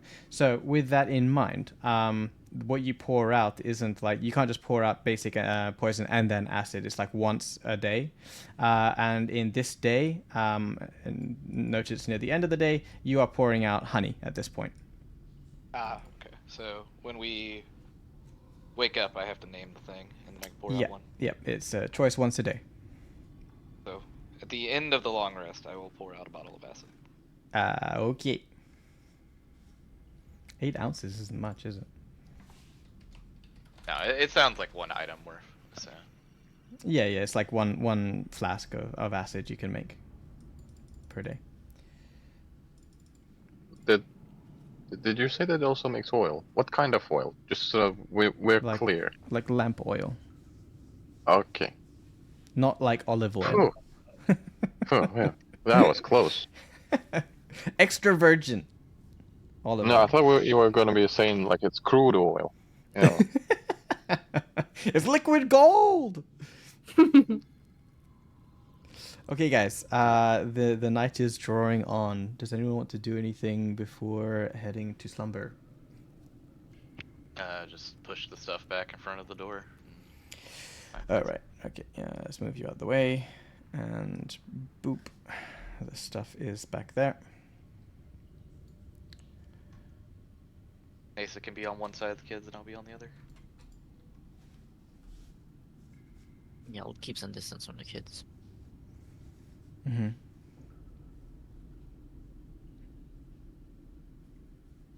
Big and scary. Big tough boy. Gary Okay. is strong though. I would like a watch order, please. I mean, As is tradition, I can go first.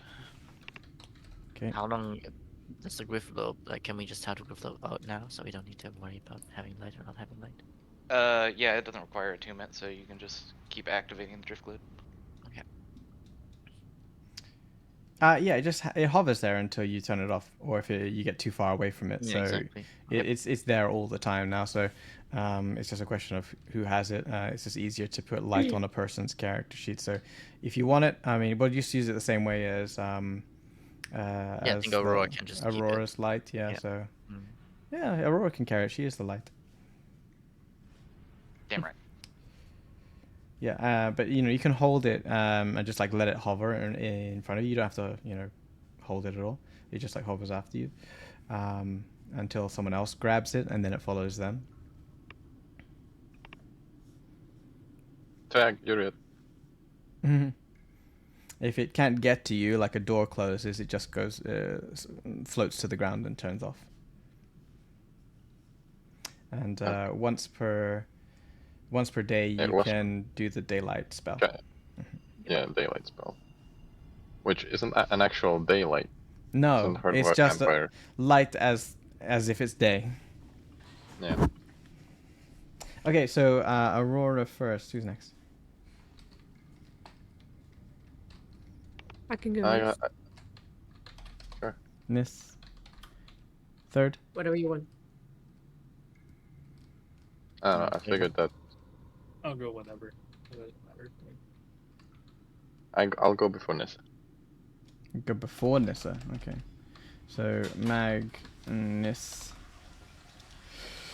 and then we have Lokar and Kark. Luke. Okay. All right. Would anyone want to do anything before heading to bed?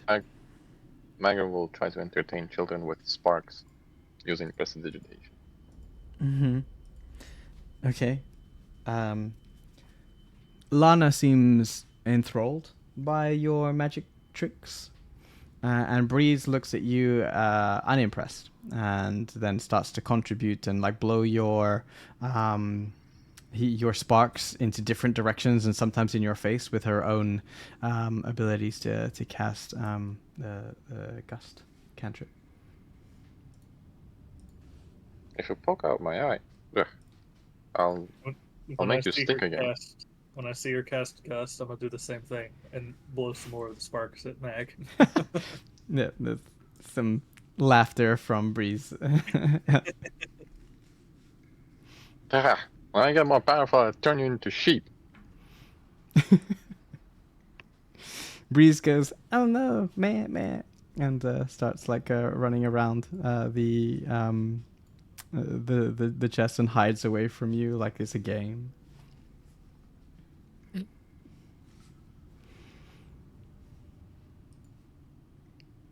Until it's time. Tries to sleep.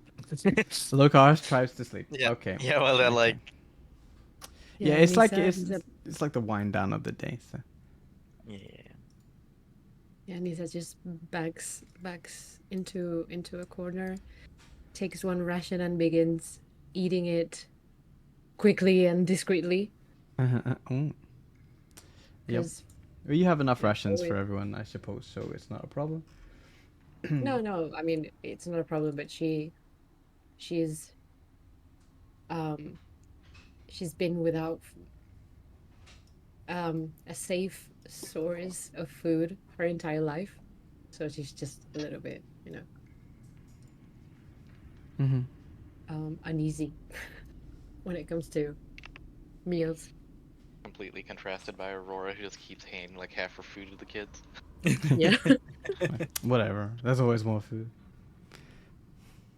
Yeah, it's a stark contrast that it shows from these two people, both from Gerst.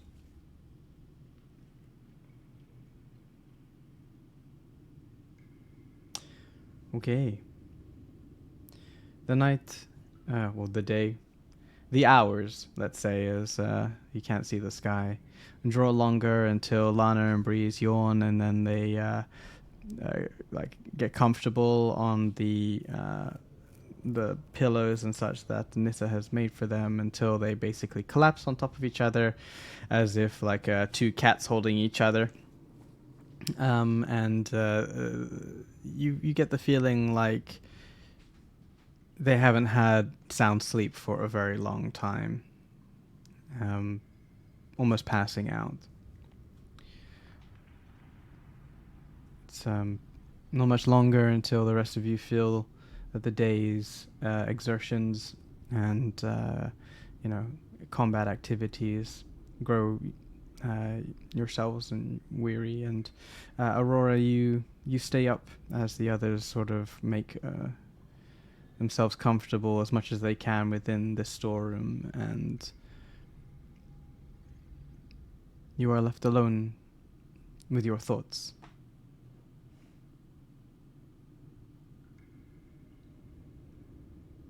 Dangerous place to be.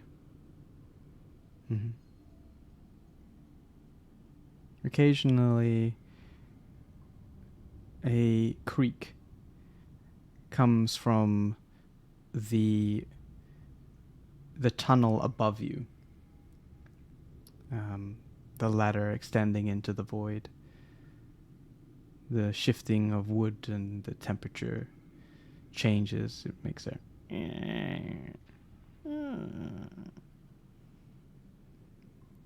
and occasionally movement of the hatch at the very top makes a sort of noise. Like something testing to see if it'll open, or More as like if the wind. a breeze or wind has just moved the hatch that is held shut, but it can flex. Anything you want to do? I think I'll just look at the kids and kind of think about the problems of my own family, the brother that I've left behind, and Also think about that we gave Trig to the slavers, and that wasn't the right choice either.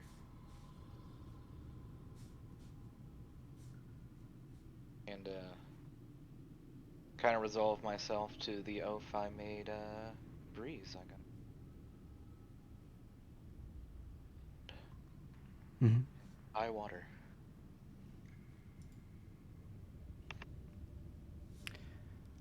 Lokar.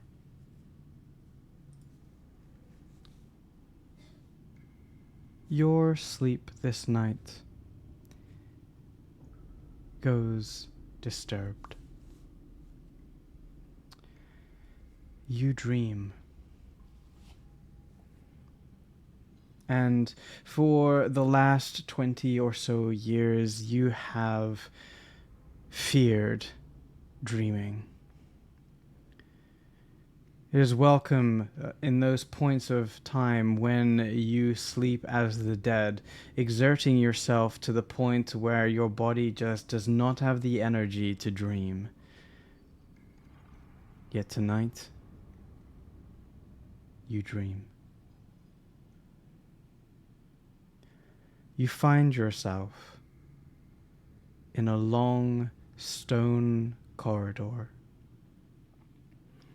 with flickering flame light in evenly dispersed intervals along this shaft of a tunnel.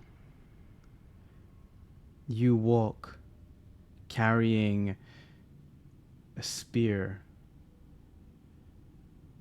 with the colors of General Kalis woven into the head.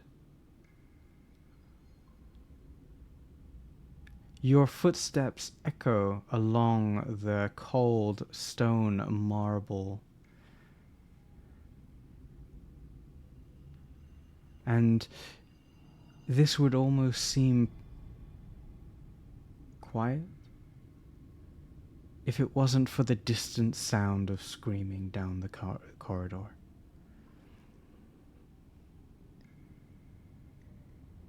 Screams of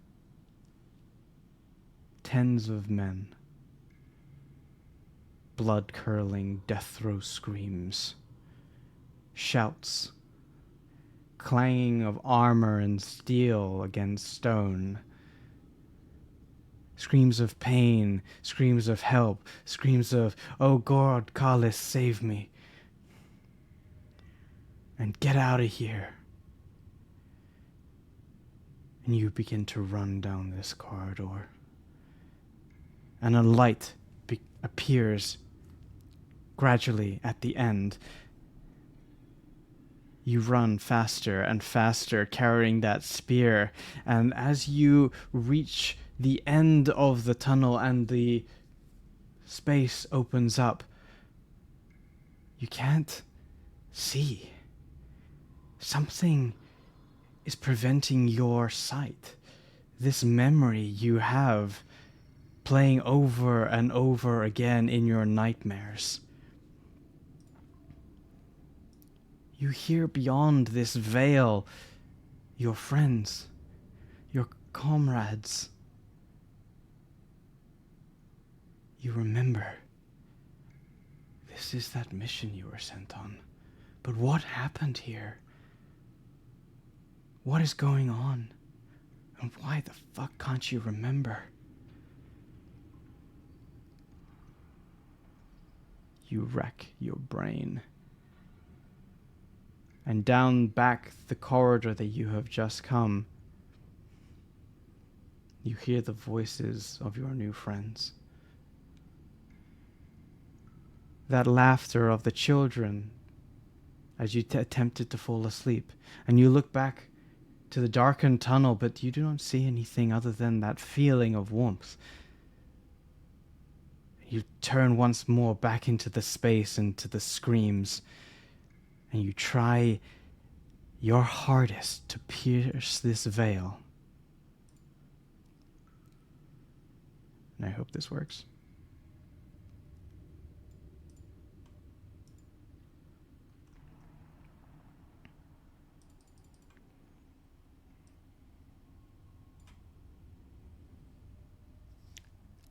fragmented shards of glass seem to block what is beyond. Please roll me a d28.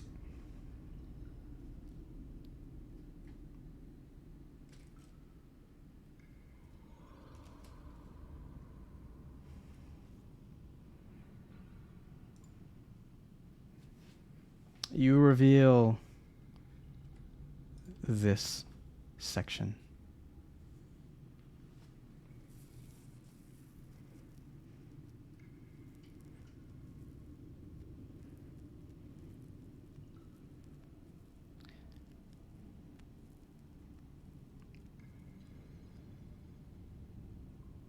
You blink.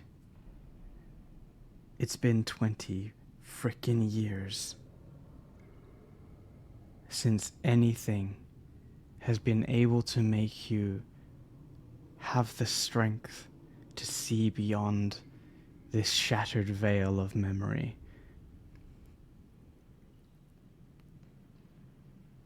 But tonight, all you see is the rippling, flowing blood of your comrades.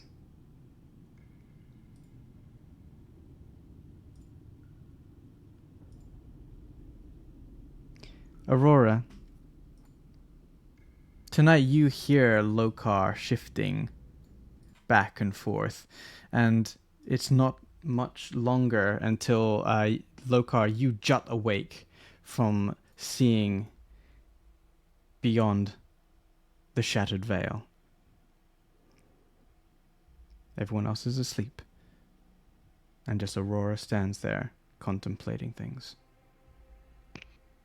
Bad dreams, Luca?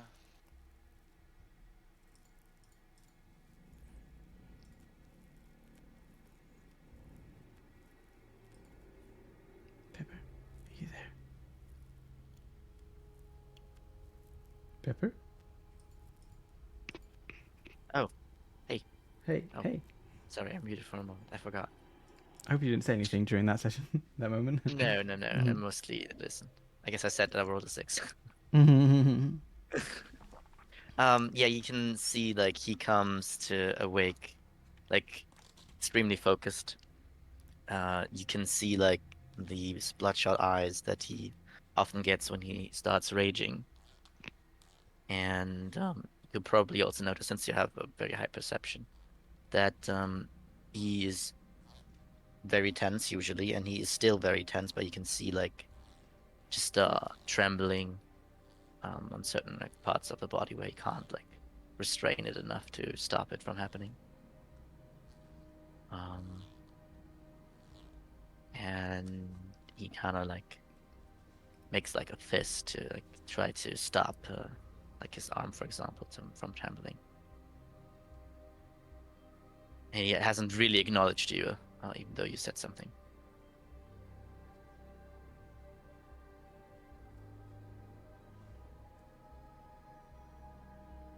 Lokar, if you're sick, you need to tell us. Jets over to you. Let's focus. You okay? Nothing can be done about it.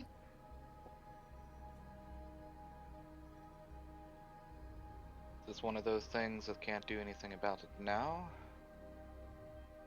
Can't be done at all. Hard to answer. I hope there's something that can be changed.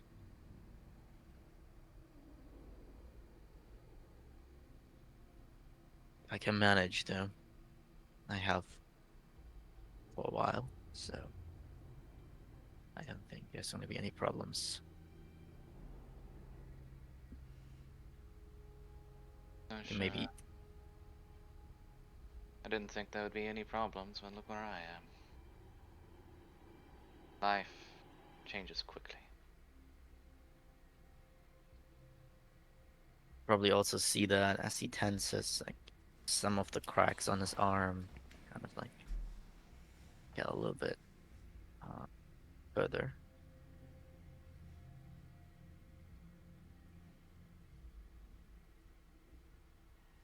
I, um, I'm pretty confident that I can do what I did so far.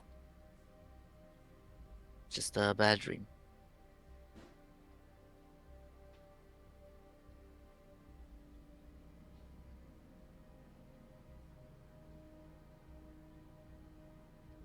When we're out, day after, whenever beat the shit out of those guards that are keeping us down here, where do you need to go?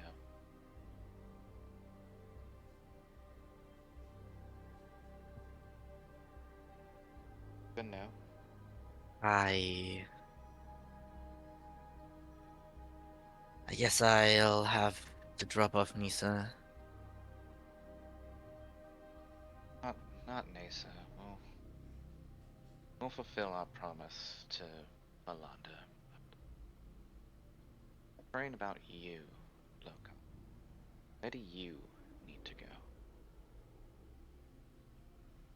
Blind rat could tell you that you'll something.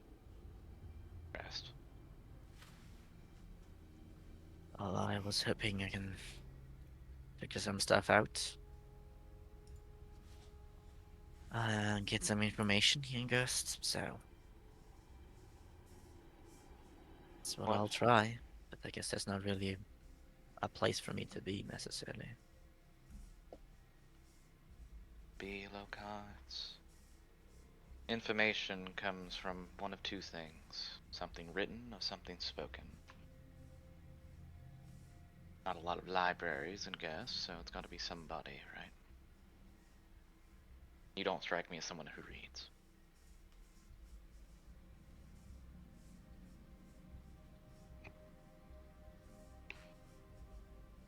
I don't have anything to go off really.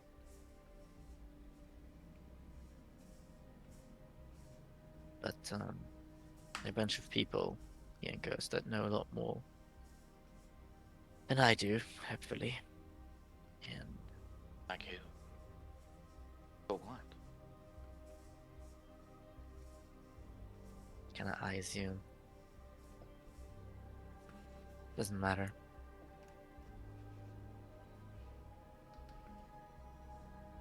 Should focus on getting out of here. Planning for the future is not wasted effort.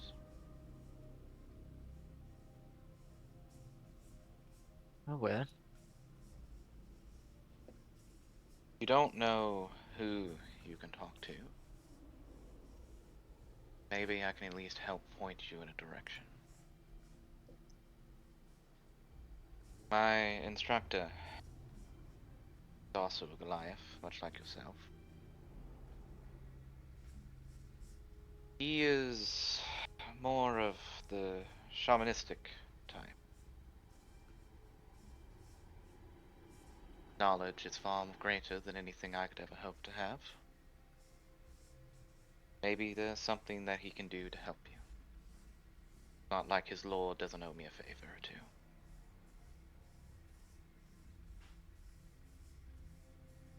I nod slightly. The least I can do, considering all the punishment you've taken for us. Not taking anything for you guys. I'm surviving. It's just part of it. You don't owe me anything. And I don't owe you anything. But I'm willing to give it a try. It's not like it hurts. Ilmata teaches us to place our burdens upon him. For together, with his power, we can overcome any obstacle. Don't let these burdens weigh on your shoulders alone. You won't get me with any god talk, just so you know in the future. I don't think you really have that much ego. Not what it's about. But I do think, though, Lokar, is you're very, very stubborn, very set in your ways. Sure. But I can hardly be a critic of that, can I? I agree. You still think you're a Templar? My oath and my word are two things that I take very, very seriously. My family would not have its station, like, you're from here, from I think Epsilon. We're humans. We're nobles in Epsilon. My line is not of the main house, but my uncle does own land. Think of what that means in terms of the respect that my family has. I have to match that expectation. Always. the only thing I've seen so far was how fast that respect can crumble. Which is not surprising to me. And from the ashes, I will build again. Over and over and over.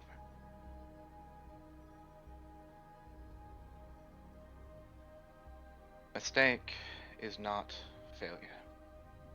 It is a lesson. Lessons repeat until they are learned. Sure. That's how you see the world. I won't stop you.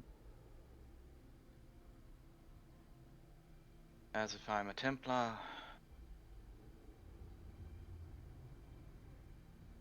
my oath stands. It may not be to Kalik. What oath? My father swore his oath to Callus.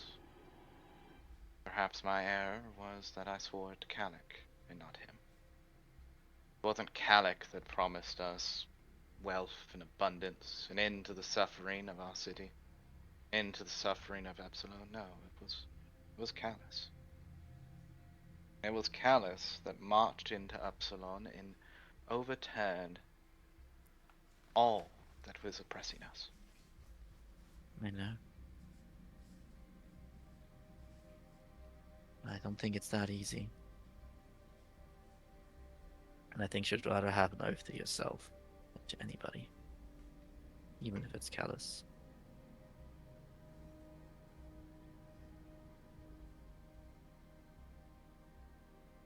If the Templars here in Gerst, whatever reason, I can hardly fathom it, can't protect the city from itself, then I will. It is what Callus would want. It is what my father would want. It is what my family would want. I may have some big words. I don't intend them to just be words.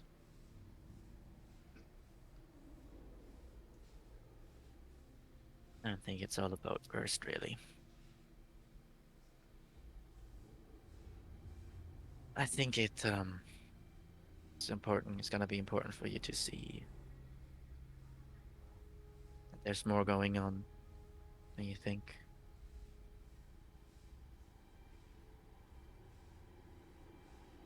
Perhaps. But my oath will see me through it. I will rise to whatever challenge Ilmata puts in front of me.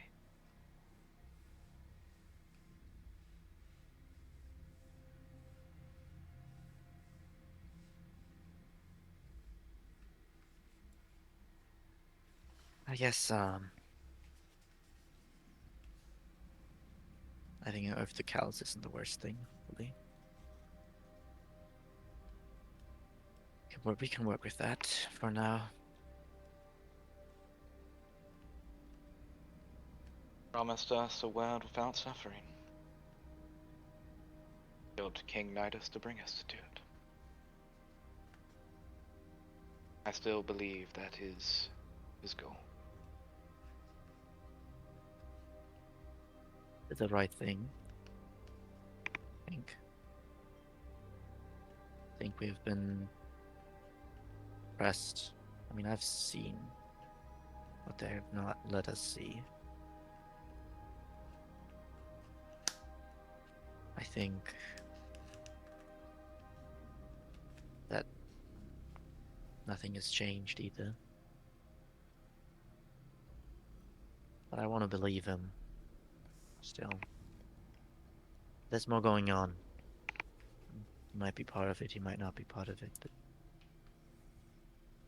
not really matters to me.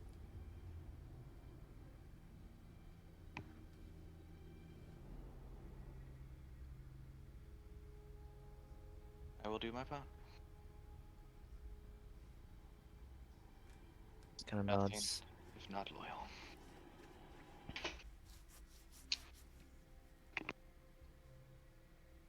Don't die on that hill. Something would have to kill me first. Cal leans back into this sleeping position. Mm-hmm. Sorry for disrupting you. And he pretends to kind of go back to sleep, but it's gonna take a moment. A lot of a moment. Mm-hmm. And maybe after a moment, he's like, you know, wait, maybe I'll take the next watch.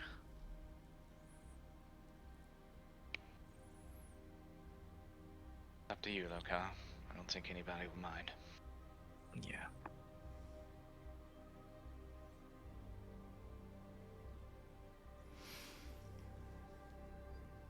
Look, you try and like get further rest.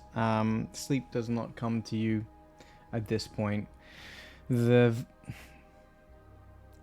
memory of the fragmented memory plays in your mind over and over. Why now? Why were you able to see beyond for the first time? What has changed? And what lies beyond?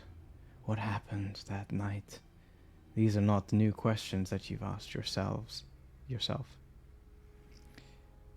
And time passes as you try and rack your memory, but you are constantly hit against that shattered frame, now with one hole. Until, Aurora, you feel like your time has passed, and you already see that Lokar is still kind of stirring and half asleep.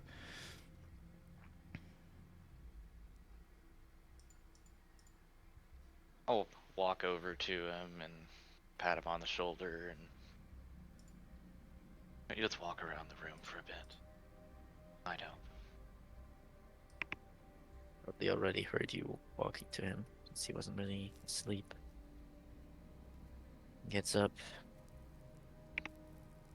Rest well.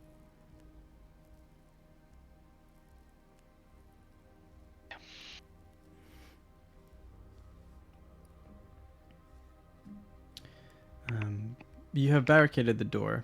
You know above the ladder is safe. There isn't really much for you to do from a perception check other than stay vigilant, but do you do anything in your watch time?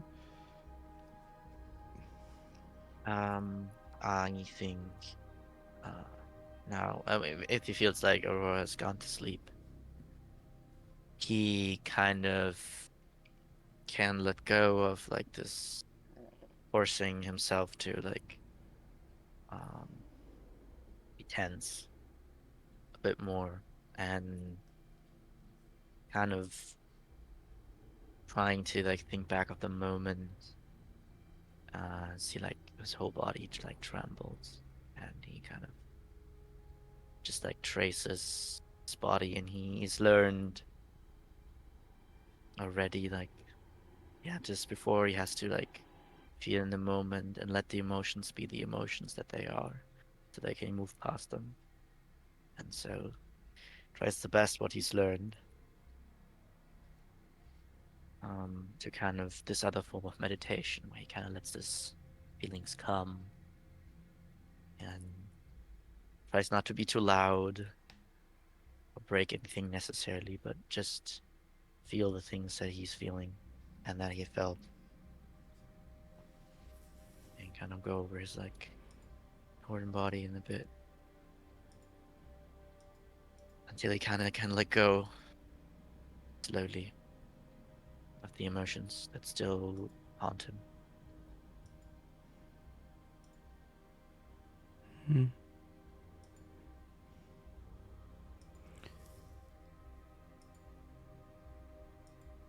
You don't wake anyone tonight, as far as you can tell.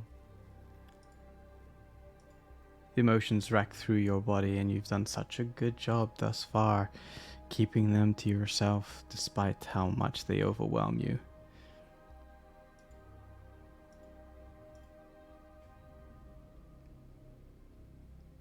Kark, Yes. you do I thought it was not. not. I'm not done yet. Oh, my bad. You also do not dream easy this night. Mhm.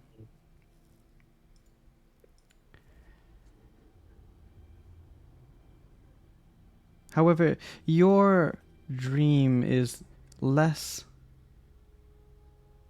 gruesome, troublesome. Maybe in the context that Lokar had, but you find yourself dreaming, floating through stars. Almost as if you are floating on water, and the water is still like glass, reflecting stars above or below. It matters not to you, as you feel perfectly at peace amongst those twinkling balls of energy from afar. You feel a sense of warm happiness flow through you in your carefree manner. You roll and lie on your back, suspended in this unknown liquid. And you put your arms around your neck and relax as if you're in a very warm pool. Perfect. You and the stars, just like old times.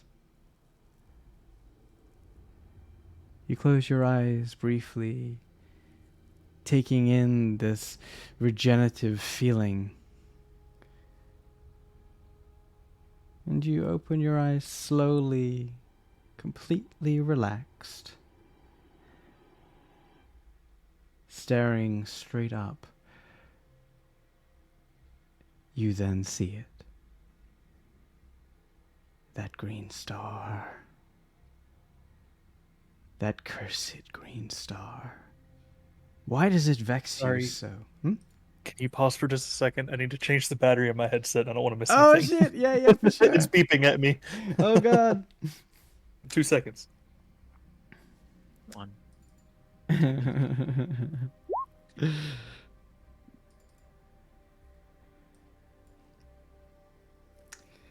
Dang.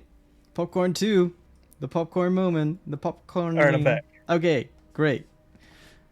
That It's green. nice. They hot swap, but it takes like 2 seconds to turn off and back on. Great, cool. Okay. That green star. Mhm. Why is it there? It vexes you.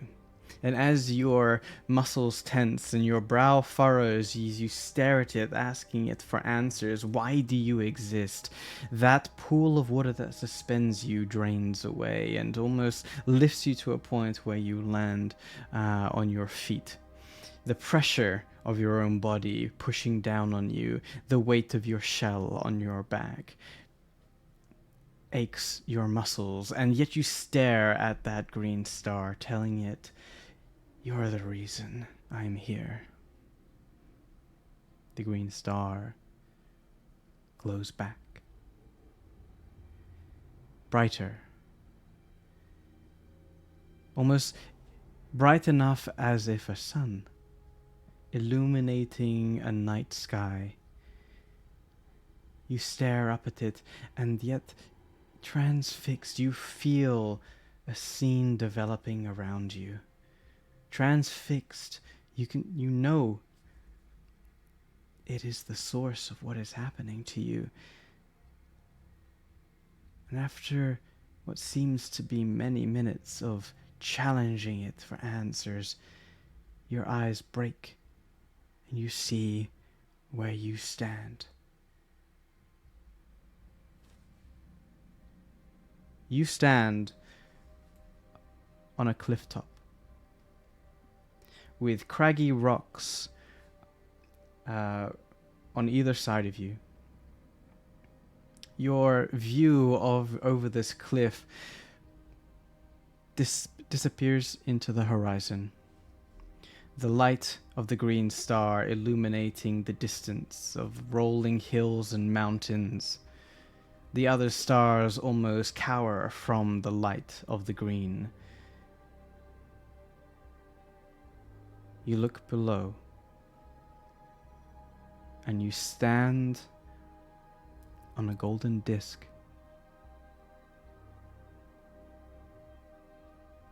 The disc is that but of a center of a pattern.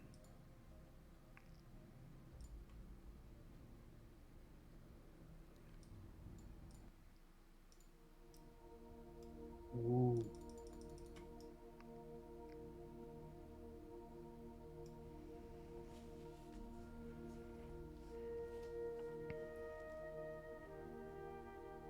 You materialize your body standing in the golden center.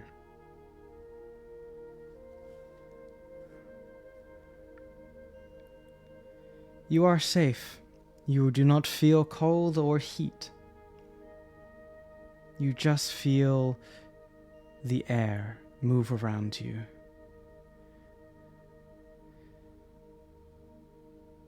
You feel like where you stand is where you should be.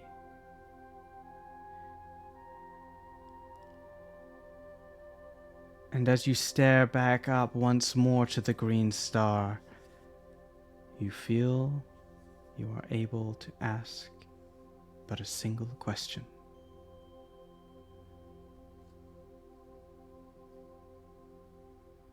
Oh no. Oh god, the pressure. What do I ask?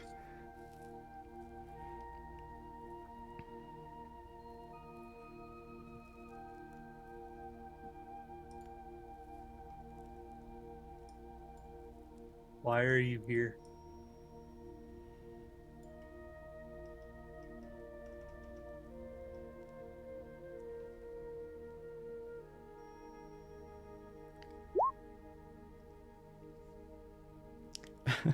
Dang, the question has been asked. You call out to the star that vexes you. Why are you here?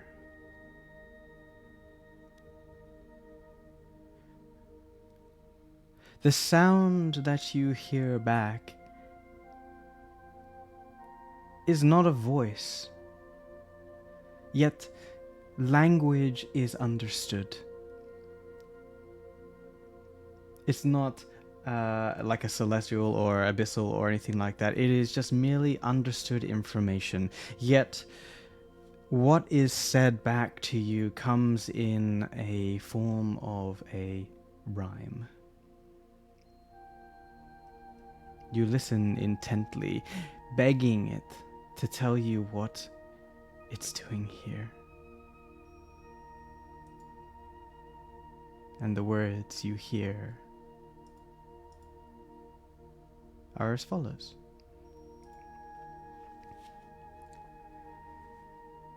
In times when broken worlds once part, four planes converge by Hidden's unerring art, bound by the whispers of an astral heart, and protect mortals lest imperiled start. For when beneath a shadowed sky and land doth weep, five souls arise from corners wide and deep.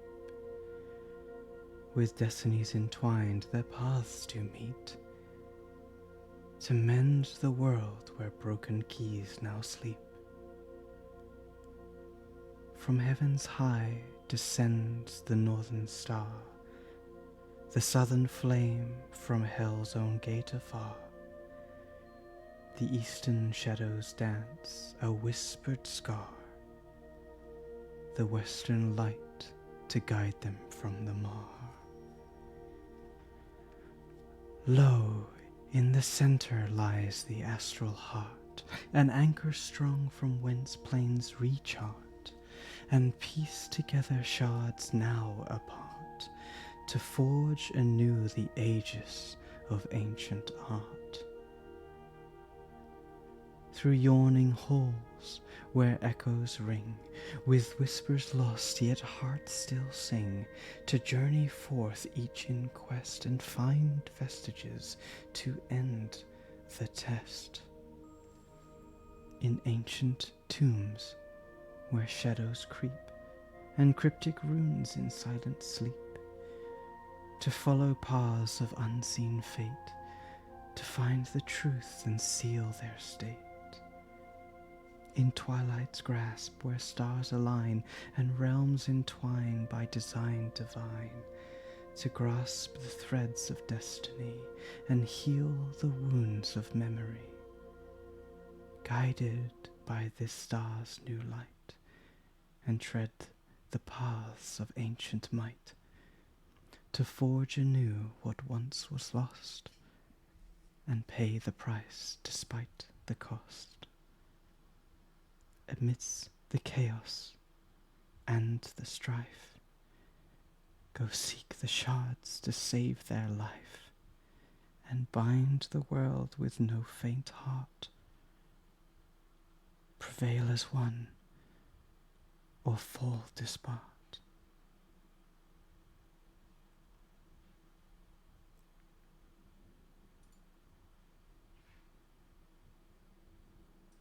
The scene begins to fade into darkness, and you once again find yourself floating in the void.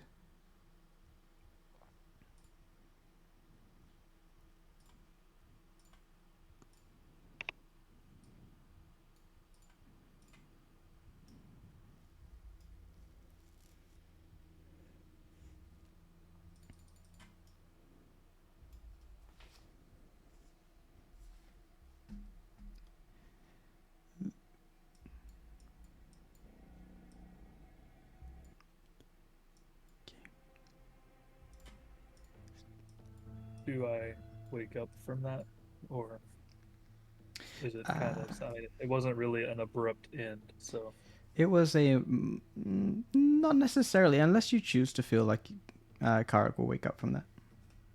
I kind of feel like he wouldn't, because it ended peacefully. Mm-hmm.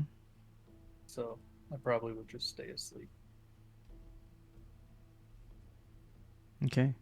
Lokar's emotional state is unseen, and we find that Magrim is ready for awakening by Lokar. Yeah. But now he does feel a lot better. The things that he's learned to work when this happens. He goes over and kind of just ruffles Magrim a bit. Morning? Evening. Hi, Lokar. I thought it was not your shift. Yeah, um, changed up a bit. Um, it Hmm. just worked out that way. I'm sorry. Didn't want to wake you up to let you know. I thought, a little bit longer sleep wouldn't hurt for you. You It's just, are coming onto me as if an avalanche, yet you have been solid as a rock. Has something been bothering you? no, Your nothing. eyes speak differently. Well,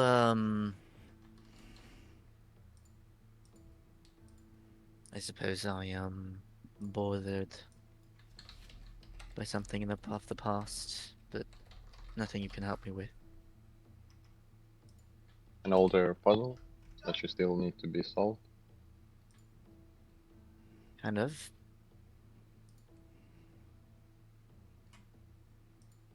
Once- So, I imagine it's something from your past.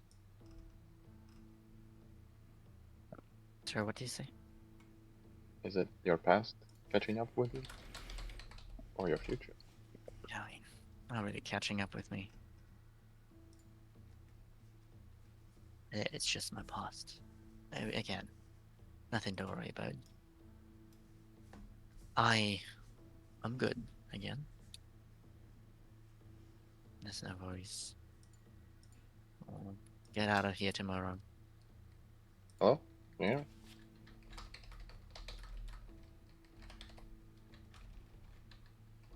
So it's just me that changed.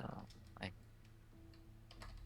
woke up after Aurora, so I'm taking the watch. So everything else is as normal. You will be able to wake up this after your fifth shift is finished. I'll make sure to do that. Sorry, I cut out there for a bit and did not hear what you said. Uh, so, last thing I remember saying was, is the thing that is catching up with you, is it your future or your past? I think I said not really catching up with me. It's just my past. That's all. But didn't have to worry. Um, I can perform perfectly fine. We'll get out of here tomorrow and we'll see where it goes from there. Nothing I'm not used to handling. You can only be so dismissive with yourself to a certain point, but I I understand. appreciate I appreciate your advice, but I have learned enough to know how to handle it in a way that makes sense. It's Well, not like I've been on my own with this necessarily.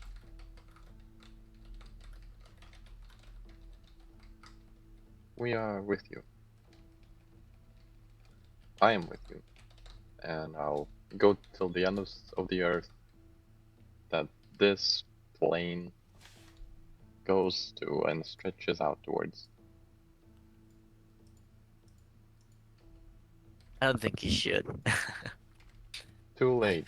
You already saved my life several times, oh, fine by and me.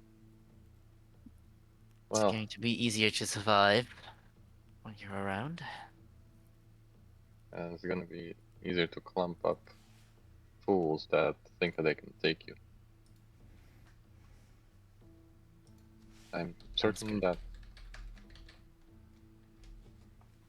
if you have anything that you wanted to ask, if you have ideas or need any help, the limited library of my knowledge is always open to you. Once I have And I really wish that when you come down as an avalanche again, it will be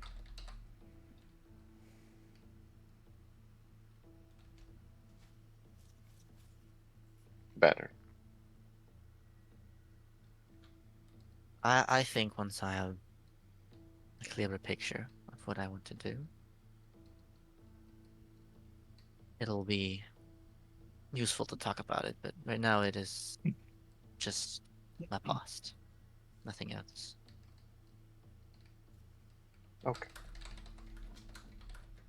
He reaches out his hand for a handshake. Gives you a handshake. I am glad to call you my ally. Now rest.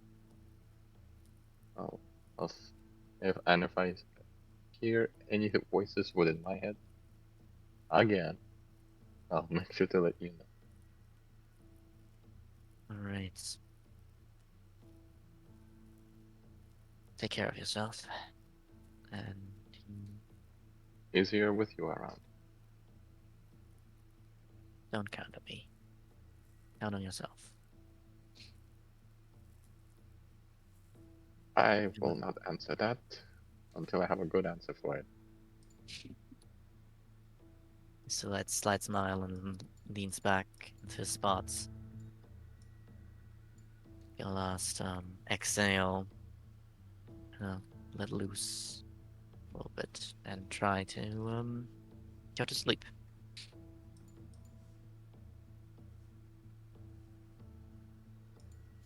All right.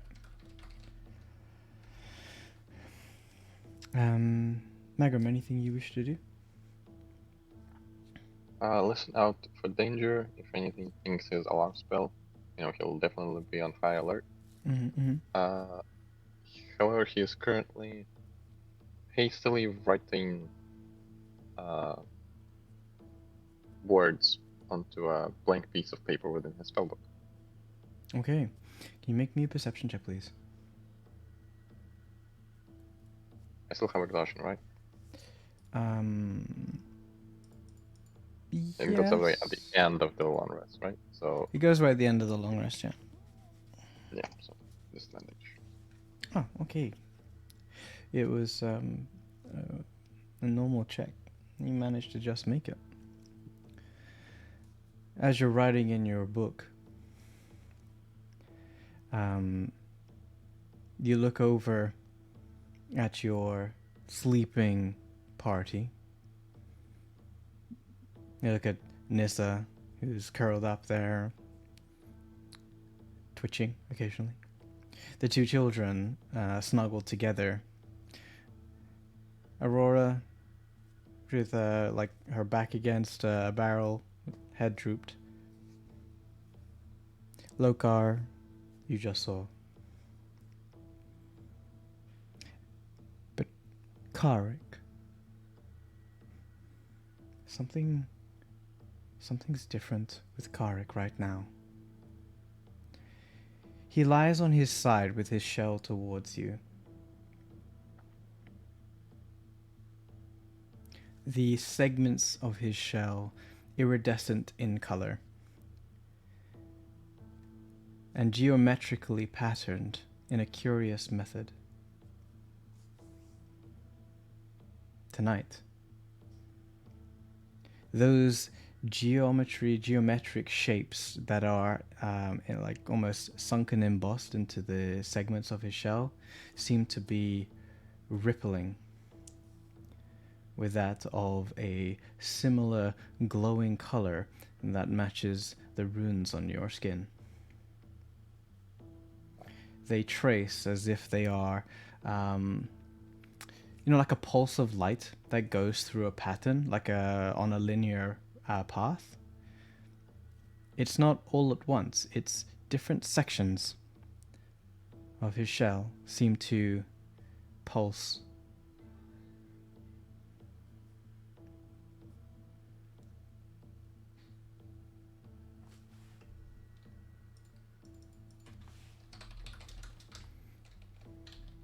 Anything you want to do?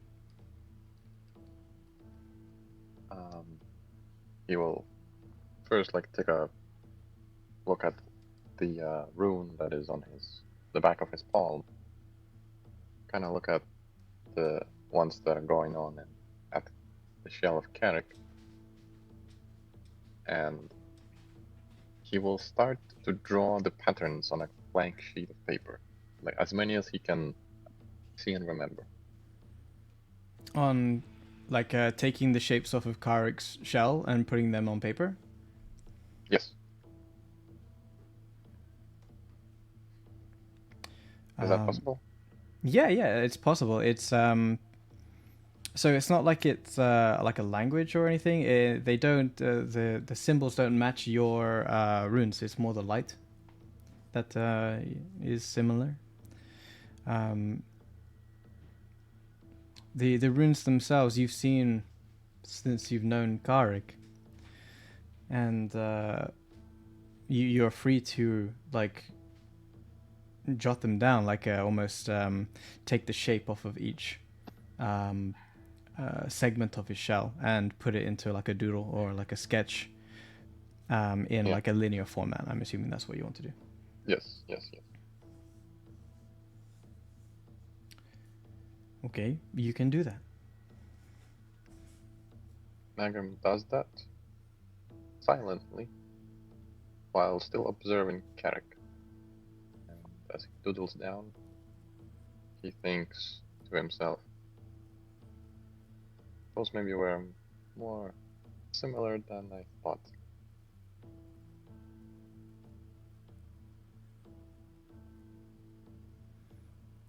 It takes you a while to get the shapes down. There's quite a lot of them on his shell. There's no other sounds. Your alarm spell doesn't go off. You're pretty certain that after the murdering that you've all been doing over the past day, that this floor is somewhat secure. Plus you're barricaded. Plus you have a Lokar. So you're pretty kind of safe, and that time passes by safely doodling until you feel your eyes get scratchy, and it's time to wake up Nissa. He goes over to Nissa and shakes her awake and speaks in Infernal. Hey. The morning is as high as Devil's Ours. It's your turn. Before you shook her awake, she was chewing on, well, basically nothing, but you can tell she was dreaming with food. And she wakes up and goes, and then she checks her own mouth and goes, "Aw." I can give you some of my pears. Some dried ones if you wish. No. No, it's fine. I'm okay. I'm not hungry. Not that much. How did it go? Well, you know, an occasional bat has swooped in, shot all over the place, and I cleaned it up with prestidigitation. Oh, and the second coming of the Demon Lord, you know, that happened. Other than that, yeah, very. Oh, that's nice. By the way, as Magram flips to the page where he has written proper words, you know, I need your honest opinion. Okay. Back where I'm from, we really like to sing about work, about books, plays, days, anything. And I was wondering if you guys have similar stuff here. As in, did you say sing? Like singing songs? Singing songs that, you know, are about work, and that are about, you know, doing something. Well, is that like a common thing? Well, not that I know of. Where I'm from, people don't sing very much. Unless they are, I don't know, pissed drunk at the tavern. Well, I made a couple sketches about our current predicament. If you're interested. Oh, okay. Not the best singer. Yeah. At least that's what I've been told when I'm not drunk. So People say a man is made out of mud. A poor man's made out of muscle and blood. Muscle and blood and skin and bones. A mind that's weak and a back that's strong. You load 16 tons. What do you get? Another day older and deeper in depth. Saint Lathander, don't you call me 'cause I can't go. I owe my soul to the company store. She I'm trying to clap she claps like very very softly so as not to wake anybody. Saying Lathander. shut up, Dad. I'm trying to sleep. It's not loud enough for others to hear, by the way, just between him and Nesta. Yeah. She claps very little and goes, "That was nice. I wish we had, I don't know, a bard to kind of give you music to accompany that." Well, just because there isn't a bard, I can always use prestidigitation to make music. You know, I like counting. Before this whole adventuring gig, I used to be an accountant. Can you imagine that? That sounds boring as hells. Oh, I love numbers. However, the guy that was, teaching me, he always liked to say how if you wish to improve your spellcasting and yourself in general, you should go into different directions. How me with math and spells and singing and drawing. So again, you're the person that lives here. I wanted to really make something about the people of this city. Do you think that there's anything that I should change? It's not complete, but I don't know. a start. I'm not an expert. I'm not much of a singer, but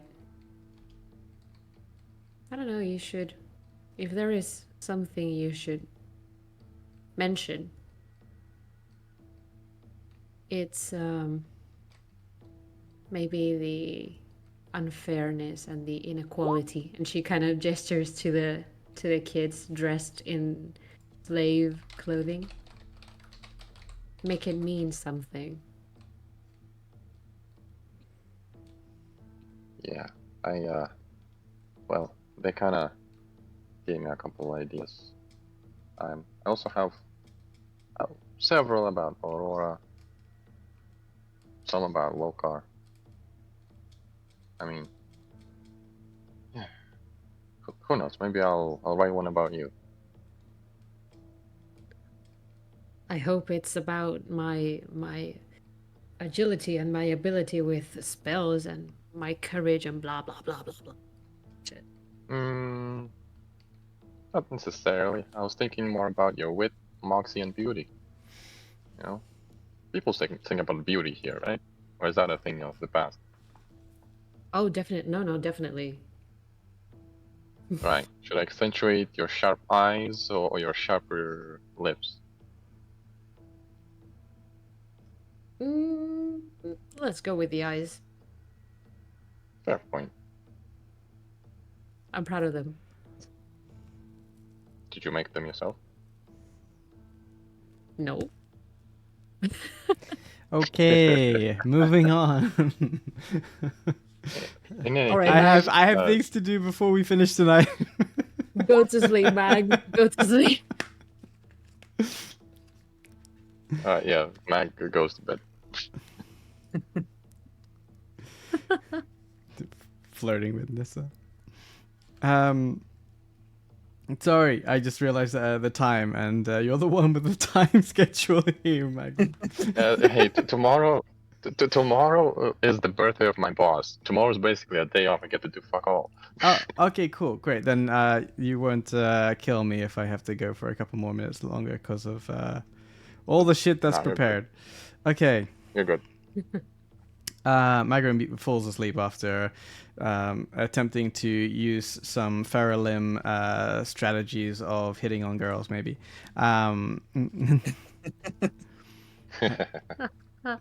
Nissa, you find yourself awake and alone.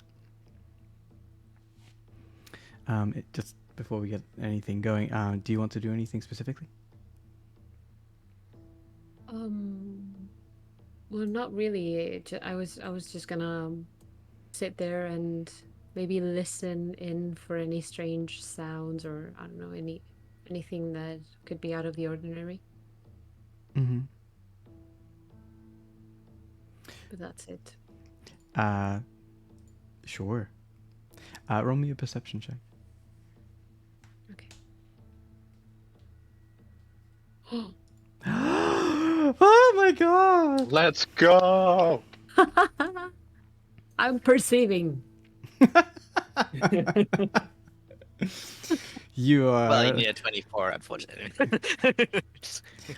So, you hear someone enter your home in Gerst with that. No. So, you get up, stretch your legs, and it's a hard surface. And you do a quick once over. You look up the ladder, and you sort of softly pad around the space here, just checking if everything's fine. No one's trying to break in. And you loop back to where you started. And you look down to the two girls that are sort of yin-yanged, smushed into each other. And the first thing that catches your perception, your perceivingness, is the smell of sulfur. And then you see laying on the sleeping body of Breeze, mixed in with her white hair, a white creature staring up at you.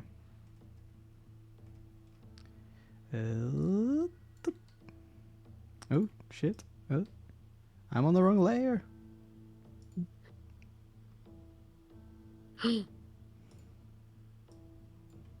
Stinky little creature. Its eyes blink and regard you. Its pale white fur mixing almost perfectly in that with Breeze's hair. And it notices, you notice it. And it doesn't run away. It doesn't poof. It merely raises itself up on its feet and does a stretch as if like doing the downward dog position in yoga. And stretches again its shoulders, pushing down its hips as doing a long stretch.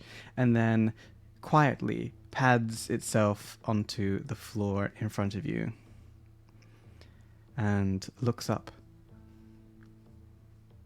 And cocks its head to the side. Hey there, little one. She's gonna tentatively reach her hand forward, as in, like one does when they first meet a dog and they're letting the dog sniff them first. Yeah, for sure. Before your hand gets close to its snout, you hear in your head,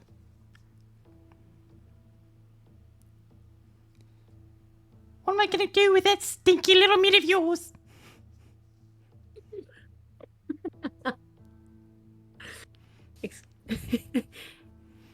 She recoils and goes, "Excuse me? Excuse me, you are the stinky one?" "I beg to differ, milady. You stink. You're the stinky one." She smells her armpit. You smell? She smells her own armpit and goes, "Okay, fair."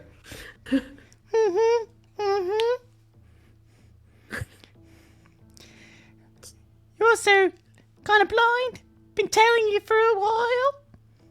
And here you are, just like laying around when you got work to do. He calls, you know. You've got a debt to pay. Oh my god.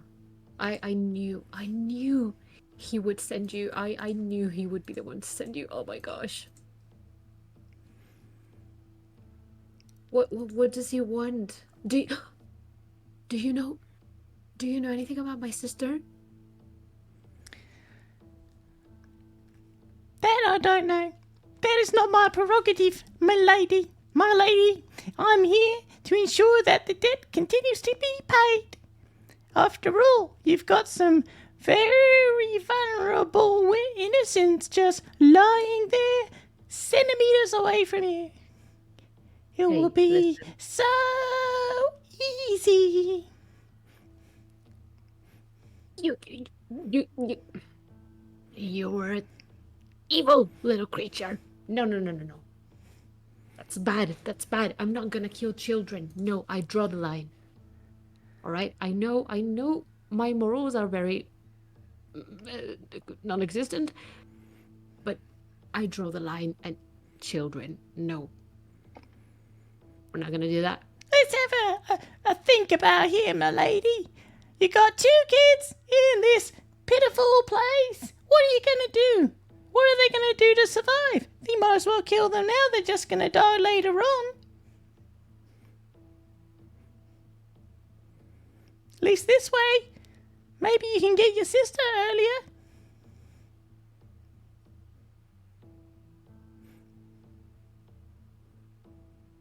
She glances down at her belt where she keeps her dagger and hand axe. Uh-huh. Pulls out a dagger and kind of stares at her own reflection in the blade of the dagger and goes, And we'll stop the episode there.